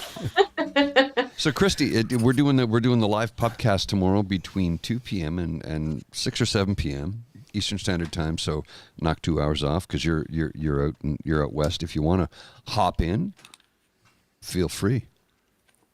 Yeah, send me the link. Yeah, this is more off-air stuff. Yeah, I was gonna say, yeah. Sorry, Plus, I wasn't really done at Hi, Christy. I was going to keep going. Yeah, did you guys Hi, want to James. clip some coupons too? while we're here? Christy, so after the swim, was there a psychological kind of pivot in your mind that sort of like served as like the next chapter, and the swim was sort of represented the sort of fold in the page? Is it something like that? Yeah. I mean, I got completely and more comfortable with my body and really don't give a shit if I'm naked now. Nice. And it's helping me to Welcome venture to midnight into more on things. Blackballed. If we can get Moses Neimer to produce the next segment, maybe we can talk something, talk some business. The Baby Blue movies? Is that what you're getting at? Maybe Ed the Sock's available. Maybe. He banned me from his show. I got Is a it Mark- lifetime ban from Ed the Sock show. What the hell did you do to get banned from him? I said that it's possible that Yeah, really? straight cis white males could co-opt the trans identity to, prey on women. Oh God, here we go. And that got me banned. Okay, All that's right. Not Casual Friday. All right, here we go. That No, is but not that, Casual let's Friday. pivot away to that, to something fun like abortion. I don't know, I'm just kidding. Jesus.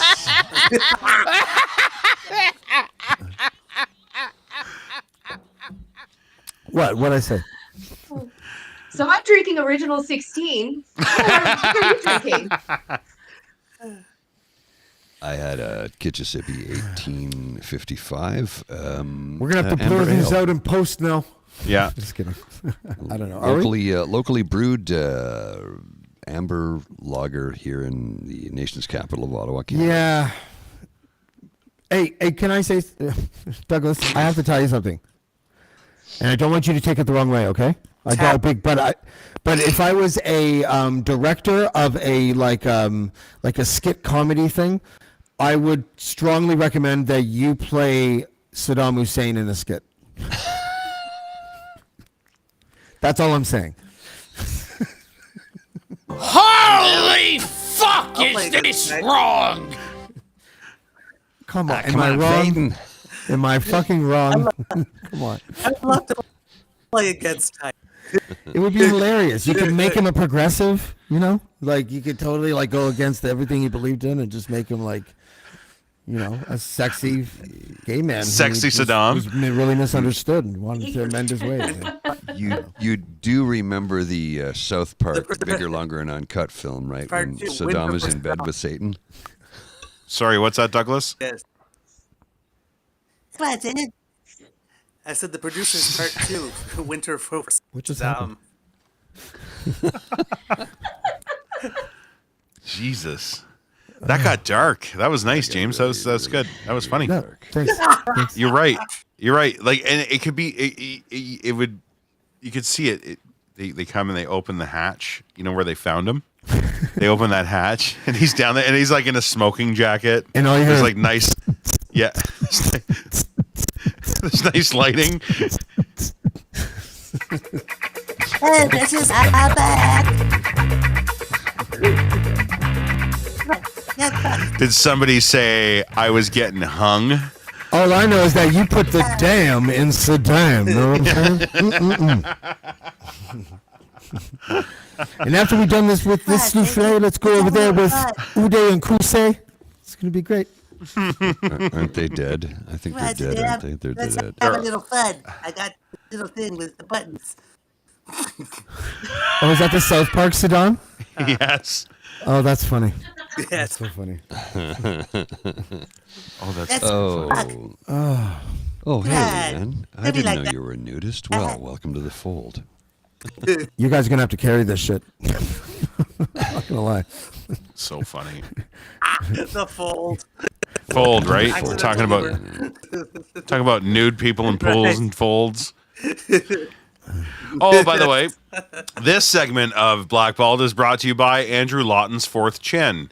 If you're missing Taco Tuesday because it's Thursday, just check under Andrew Lawton's Fourth Chin. Anyway, sorry. Andrew Lawton's Fourth Chin, it's the fold in the page. So, Ryan, you can say that as a former fellow of that, as a former member of that fellowship. Paul, yeah, fat fuck. You can say fat fuck. Former fat fuck. I'm not gonna do that. I'm not gonna. It's do okay. That. I'm good with it. You can. I know you are, but I just former fat fuck. I'm not comfortable with saying that. So, but you know, I'll let you knock the shit out of that one. Little known fact, by the way, Paul is incapable of telling a lie. Go on, Paul. It's the Irish Catholic guilt, is what it is. I can't do it. Like literally, if I lie about anything, I hear my mother's voice. It's like your Commander Data or something. Did you You're lie just to me? incapable of something. Did you lie? Did you tell a lie? I'm like, no. Shit. Yeah, I did.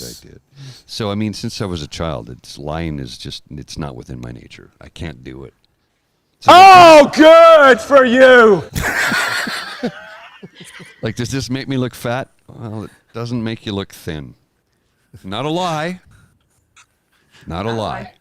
Yeah. We had that Fuck Irish you! Catholic conversation. I totally get it. I can't lie either. Yeah. I have friends that ask me for advice or ask me for to help them, and I'll ask the question: do you want truthful Christy or supportive Christy? Yeah. Oh yeah. I had the woman I was You usually dating. don't want the truth. The woman I was dating years ago asked me a question, and I said, I will give you a truthful answer only if you're prepared to hear something you don't want to hear. If you're going to support someone, how can you do it without the truth? Well, It's like, oh, I'm so sorry to hear that. That's I'm sorry placating. you're going through that. Placating. Do you want a hug? Placating. I recently spent 2 weeks on the streets dressed in a full-body lobster suit to attract young men. It's reasonable. Was that a lie? So, hey, we're going. Are we able to say that we're going? I've been masturbating to pornography for the past 6 to 8 hours. There is nothing in life more meaningful than pornography and masturbation. I will be covering the Jordan Peterson event in Ottawa, by the way. Just so you know. I was down with the lobster skin until we got to the hot tub, and then I thought it was just a little too method. That's when I backed out. Yeah, what James was trying to say there, I'll say it for you, James, because apparently you just keep getting stepped on. I'm getting that now. It's fine. Well, there's a delay. He's got a major Hi, delay. Doug is my favorite Doug, by the way. James is covering the. There's like a 7-second delay. James is covering the Jordan Peterson event in Ottawa. Oh shit, that should be interesting. Yeah. Really? Yeah, that's true. When? No, I am. No, I am. But I wanted to. 31st. Yeah. 30. It's the 31st, isn't it? I believe so. Yeah. Yeah. You So that should be fun. absolute son of a bitch. That's right. That's right. And so and so other people from the network I think are coming, but I don't want to speak for anyone, so we'll just leave it at that for now. But yeah, we're like 13 minutes away from the Canadian Tire Center, and it's just going to be a fun event to cover.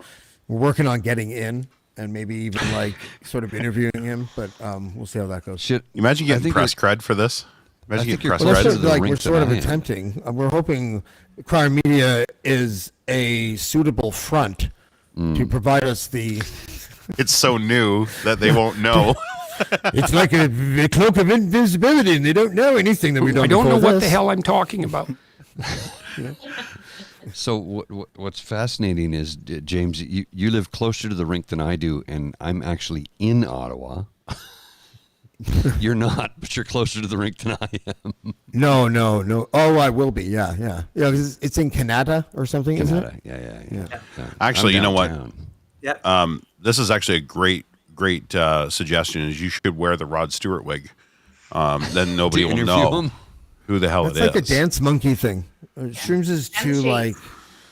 It's tones too, on tail on tones. No, not tones right on now. tail. I'm not saying dance now. I'm saying like as a disguise to get into the event, so nobody knows who you are. If you wore that wig, you could just say you're like some sort of like ultra MGTOW like shaman, and that's I'd be why wearing you the have panties that hair. anyways. I might as well wear the wig, right? Like wear the big torn but no, helmet.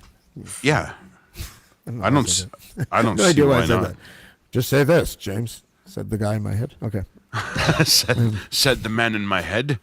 Yeah. That's not what I said, stupid. I can't hear anything. Anyways, That would be fun though. I think. Do you want to build a snowman? I can't wait. I hope you guys are able to. I don't know if you can.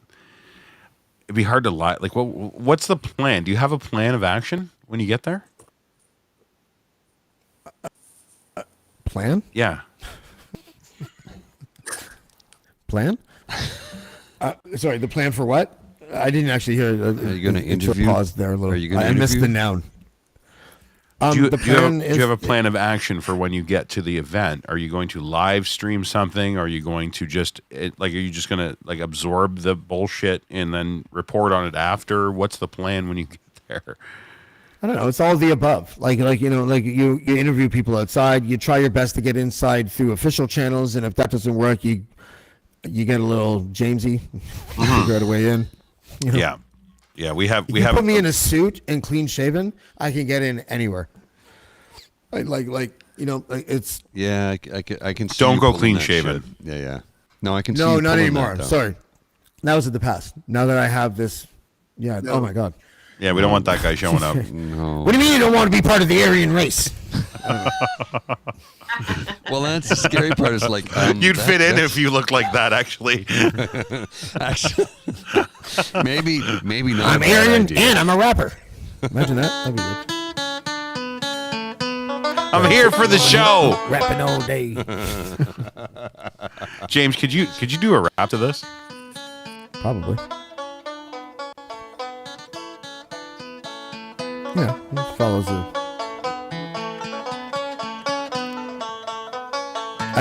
It would have to obviously be hick type stuff. Do I have any hick stuff? I don't know. Stuff. I can actually play that on guitar. Really? Yeah, I can. I couldn't do it right now because I've had some drinks, but I do know how to play the song. I know the notes. I couldn't tell you a single note. I just know where to put my fingers to make the sounds. That's all I know. Every time I leave to go smoke a joint, I actually drop like 16 bars before I come back in. Like really loud on the balcony. I'm surprised you guys didn't hear me. 16 bars of what? Rhymes. He's rapping. Do you put that wig back on when you do it? No, I don't. The wig would make it awful. Too much of a juxtaposition. Some of those who work forces are the same that burn crosses. Never do that again. Oh, we're gonna get shut down for that one. Less than 30 seconds and you're okay. Any more than 30 seconds and they pull That's you. not true. That's not true. No? No. No, the algorithm will pick up just about anything. Oh. Yeah. Okay. All right. Well, so keep us in the loop, James, if that does end up coming to fruition, because I don't know, there might be a few people that might actually want to tag along with that, including I'd imagine Karima would probably want to be there for that as well. Yeah, you know who else will probably be there? It's David Wallace. Oh, really? Oh, that'd be interesting. Ooh. Game. So, there's a plot. I think we're going to launch the fix. I think we're going to launch the fix from there. Finally. Okay. Finally going to get that podcast off the ground. We're going to do it from there. So. Oh, that's a good idea. From the Jordan Peterson fucking event. Like right. how fucking brilliant is that? You know, are you going to get a video? Are you going to get a video of David Wallace's hair in the wind outside of the stadium? Oh yeah. That's why he's got to wear the wig. Send it to every shampoo company and use film us sending it. Yes. And then all of the acceptance letters as everyone goes, fuck yeah. That man's hair is spectacular. Yeah. What was you that, are a Douglas? Generation X fucking icon in waiting, and it's gonna happen. Yeah. Fans. Yeah. Yeah. And Dave Wallace is like, Constant turns out my name is actually Joe Smith, and this is a wig. Fuck. Well, you remember Lemmy in Motorhead? He always had that mic way up high, and he sang up into it like this, right? This but he whole always thing's had been a fans job. blowing his hair. Isn't it though? Yeah, no, that's exactly it, Douglas. It's perfect. Like Douglas is if you bought David Wallace on Wish right now. It's fucking great. Good for you. David Wallace is so good at being sleuthy that there's like a 4% chance he's actually Rod Stewart. It's almost like that Kevin Bacon separation thing, isn't it? Have you ever seen David Wallace and Rod Stewart in the same fucking room? I'm just saying. Right? I'm just saying. No, I've not. Hey, I posted my picture today of when I had lunch with Pokeroo, like the guy who was like legit the Pokeroo. I saw that. Really? Yeah. That's funny. I had lunch with him. And this, Shit out of me as a kid. I love the Pokeroo. What's that? It scared the shit out of me as a kid. The Pokeroo did? Yeah, I could see that. Like in a way that clowns scare the shit out of people. I Like thought that he kind of only scare. scared minorities. No, seriously, it was always that one guy that Is that just an never saw Alberta him. joke? No, it was one guy that never saw him. It was that remember the black No, you're dude from the thinking show. of Snuffleupagus. Yeah. No, the black dude the black dude from the show never got to see Pokeroo. And I Really? thought it was racist when I was like 5. It wasn't just a black guy, dude. It was like each episode, it was one of the adults that was in that episode would miss him. It was I never, guarantee you, one guy. if you No, did it was math on it, it was the black dude all the time. Why would you do math on Guaranteed. that? I'm just saying. Math is a white supremacist structure. You know this. No, but Arabics No, I'm in just kidding. math. There's an argument. People make that argument. It's funny. Through the polka dot door. How do you feel about your children learning Arabic numerals in school? Get ready, get set for Imagination Day. Oh, this reminds me of chicken noodle soup. My favorite Cigarette smoke. Chicken noodle soup. Yeah. Discovering masturbation. Laying on the couch. What? That's another. That took a very That's just fucking dark turn. Yeah, dude. that was just a Oh, that wrench. ain't even see? dark. No, that's not even dark. What'd you do when you were fucking 11 years old, laying on the couch at home alone, sick, as a latchkey kid? You played with your dinger. If you say you didn't play with your dinger, you're a fucking liar. I wasn't. I ate crackers and drank ginger ale. Yeah. It's not a dinger, it's a donger. I wasn't a Back latchkey me up, kid. Paul. And when I was 11 years old, I spent 6 months in the hospital because they thought I was dying of cancer. I've been masturbating to pornography for the past 6 to 8 hours. There is nothing in life more meaningful than pornography and masturbation. That's right. Thank you. Just saying. Get ready for Jordan Peterson, everybody. Yeah, that's right. It's gonna be a trip. It's gonna be pretty cool. We'll see what mischief we can get into, and we're in the nation's capital, so maybe there's a opportunity for some sort of pointless political debate or not debate interview thing. We'll figure it out. I don't know. Well, maybe we'll rebel news it, but our ambush will be polite and substantial. We could meet at the pub. You could have Maybe a we should soda. pose as rebel news. Oh my God. Ooh. Is there something weird going on? That's something weird Okay, about is to that happen. Bobo? Is his What's name that, Bobo? What's that, Bear? I don't know. Marigold took your crack pipe? Really? Ooh, yeah. Did Bonzi dress up as Douglas? Everybody, shut up. Everybody, I swear to God, everybody shut the fuck up except for Douglas right now. Douglas, go ahead.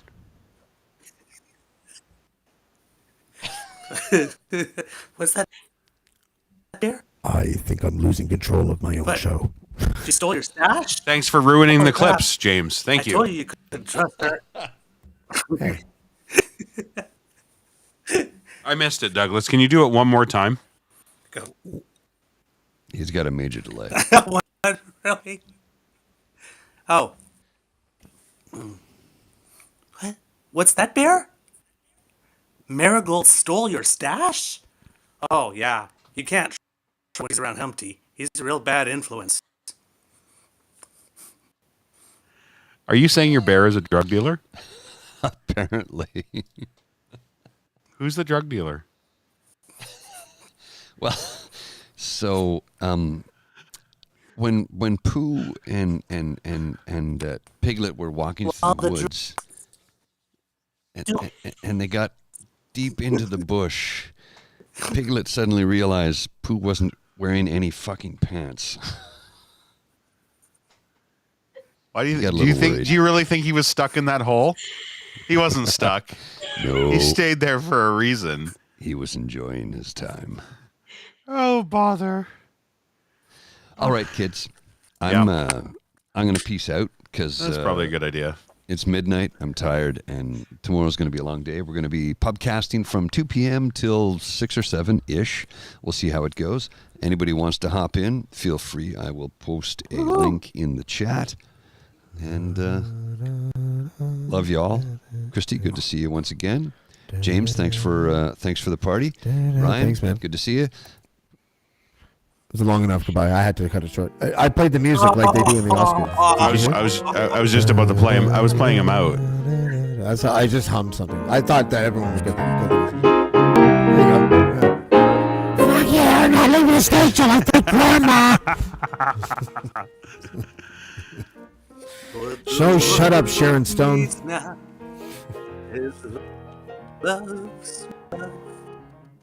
Close enough. It's Bill Withers, but whatever. Yeah, it's too good. Yeah. It's got to be more elevatory. You remember when they started pulling the microphone down? Did you ever see that at award shows? Oh, is there anything with less dignity than that? Like, all right, you're done. Keep moving. Get back here, Chris Rock or Billy Crystal or whoever the fuck. Whatever, Crystal, something. Get the fuck. I love my favorite thing in the world is watching people get played off a stage and watching the music come up and the mic go down and they're still yelling and they just like yell over the mic like this, like it makes it a big difference.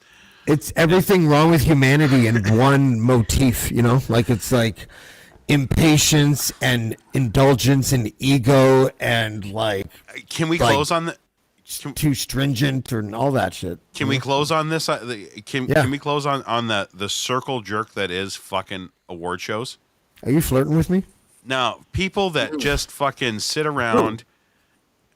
Everybody, I'm saying award shows in general. Like when people, actors, don't get me wrong. I enjoy film. I think people just take themselves a little too seriously. So when they have that evening of themselves and their egos are all in that fucking box together, and that's when you get the people that are trying to have speeches that go on for 45 minutes long because they just can't help themselves and they can't stop. And then the rest of them, they're too polite or also feeling a bit of self-guilt to tell them to shut the fuck up because they would do the exact same thing if they were up there. I think award shows are the funniest thing in the world to actually observe as a human being, like a normal human being that isn't like an ego machine like A-list celebrities. There's an award show I go to every year for residential construction, and it's called the Awards of Excellence in Housing. And speeches got so bad and sounds out like of a hot control. event. Even when they would cut the mic, they would shout what the rest of their speech. So it got to the point where they legitimately stopped speeches. You come up, you get your award, you're pulled off stage. And it was for what award show? Awards of Excellence in Housing. They should just change the whole. Big to do. They should just change the whole format for like award shows. It should, instead of like what it is now, which is I find it really kind of like Hunger Games-ish. Like those are the people that live in Capital City rewarding themselves for being so fucking fabulous, right? Like I look at it like that.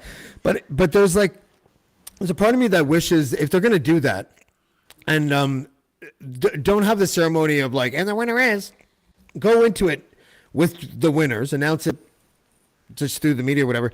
And when you go to the like thing, the Oscars or whatever, what it is the best picture cast and director talking for half an hour, and then the next one for half an hour, and then the next, like so that you learn about the film and like it's interesting and like, you know, you're behind the scenes a little bit.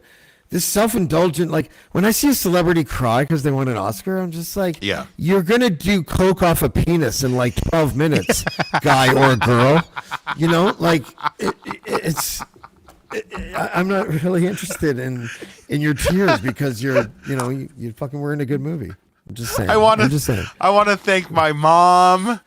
I want to thank God. I want to thank Bob. I want a line. Yeah, no, it's the most ridiculous fucking thing in the world. It's so, but we're glued to. Why are we glued to it? You know, I don't get it.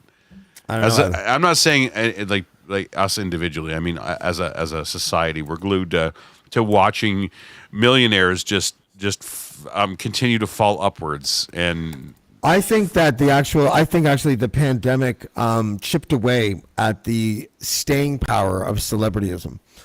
And I think that during the pandemic, certainly that Imagine thing was so cringe that like God, it changed me. It like put me over the tipping point. I now find celebrity culture just always indulgent and disgusting. Like when Ellen did that. Erica's Jews and with $220,000, and then they're like, thanks, Uma Thurman, because for some reason that's Uma Thurman. But you know, I don't know. That's what Uma Thurman sounds like now. And like Ellen, remember when Ellen did that stupid video from her fucking house saying she was so cooped crying. up, and her gardener was in the back, like wasn't allowed in the house. 60,000 square foot estate. Fuck you! Oh my God, so out of touch. So that's what I mean by Hunger Games. You know, those people it's basically like that. It's disgusting. Mm-hmm. Now that the Imagine, they should all perish in some sort of accidental death. The Imagine thing was cringe. You know what I did like? I liked when like regular fucking like musicians actually like went on Instagram and did like Instagram lives of them just like jamming out and like hanging out with fans and talking to them through the comments, and that was cool. It's like that's somebody that's actually trying to make a difference with, you know, maybe the status that they have. But that Imagine video was so fucking cringe. Yeah, Tom Hooper did a ton of lives too, from Grapes of Wrath. He did a lot of awesome living room concerts. Who was that? Sorry. Yeah, some people made it work. Yeah. Tom Hooper. Yeah. What's Tom Hooper? From Grapes of Wrath. Oh. A 90s band. What year is Canadian 90s band. I know who Grapes of Wrath is. I didn't know that was the singer. What song do they sing? Help me out. I only heard of them as a band. And that's it. I've heard the name, but I don't know who the fuck it is. Yeah. All right, guys. Let's do this. Want to do it? Yeah. We're gonna go now. That's probably a good idea. Yeah. I'm rocking back and forth. I'm like literally like. All right. Douglas, you want to stay on? I'm afraid to. I can't. Yeah. You want to leave Douglas here? Let's just leave Douglas. Let's just leave Douglas. Douglas can just talk. This is Saddam Hussein reporting from Ottawa. Wouldn't it be Happy Hussein, not Saddam Hussein? If you change your name to Saddam Hussein, you would make like $2 million a year impersonating Saddam Hussein, like Barack Obama guy did. You could do it. I guarantee you. And I want 20% if you do, because I think that's how confident I am that you'll do it. That I will steal from you. Okay. Can I? I'm telling you, man. Like that sounds like a good. Sounds like a good deal. We'll work on the voice. We'll work on the voice. Yeah. This was a good time. This was a lot of fun. fun. Thank you, guys. I'm glad everybody popped in. By the way, I'm tripping balls. I would have left an hour ago. I'm just here because you said you might throw up, and I was hoping we were going to. Oh, that would have happened already. No. Oh, really? Like we're past that part now? Oh, yeah. But I'm smart. You know who throws up? People that don't powderize their shrooms. Those are the people that throw up. Those are the people that get gut rot. People who don't powderize your shit. Huh? Pardon me, Douglas? What does that mean? It means turn it into powder. Turn your shrooms into powder, and then you can. Powderized. Okay. Yeah. Sorry. And then snort them off somebody's dick after getting an Oscar. That's what he said. Yeah, I'm pretty sure that's what he was saying. You have to take that shit orally, actually, Ryan. You cannot take that shit through the nose, and that must be done orally. You ever snorted shrooms, James? No.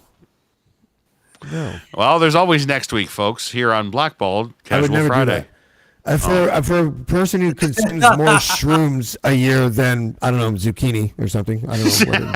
Pick a something. That's an easy one. Yeah. Well, actually, what would the calculation be? I guess like an ounce, like 2 ounces a year. I guess I do. But it's not, I don't know what the fuck. Anyways, I don't even know what I was saying. Somebody in the chat says they've snorted LSD. Oh. Yeah, I've snorted microdots too. That was stupid to do. Yeah, it's in and out. Yeah, drugs. I choked on a fry and snorted Coca-Cola once. You guys are all. You look like Rob Reiner right now to me. Do I? Yeah, you do. Christy, you look like.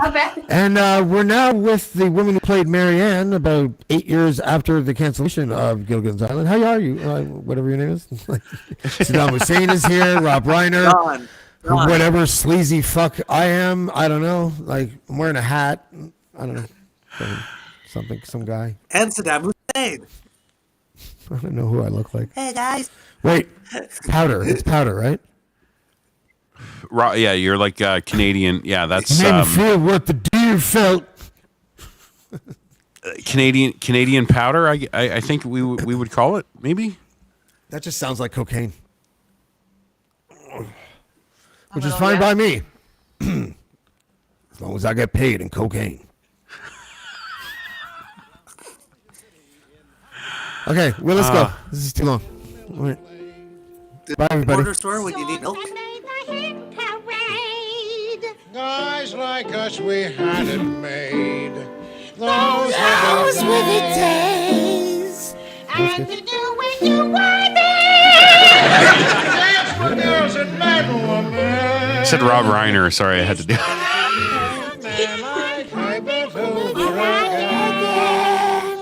Didn't need no welfare state. Everybody pulls weight. G-R-O-S sour and great. Those were the days. Good night, everybody. Good night. Okay, how does everyone get it hung up on at the same time? Like this. No, except for me. Oh, there we go. Look at that. Blackballed.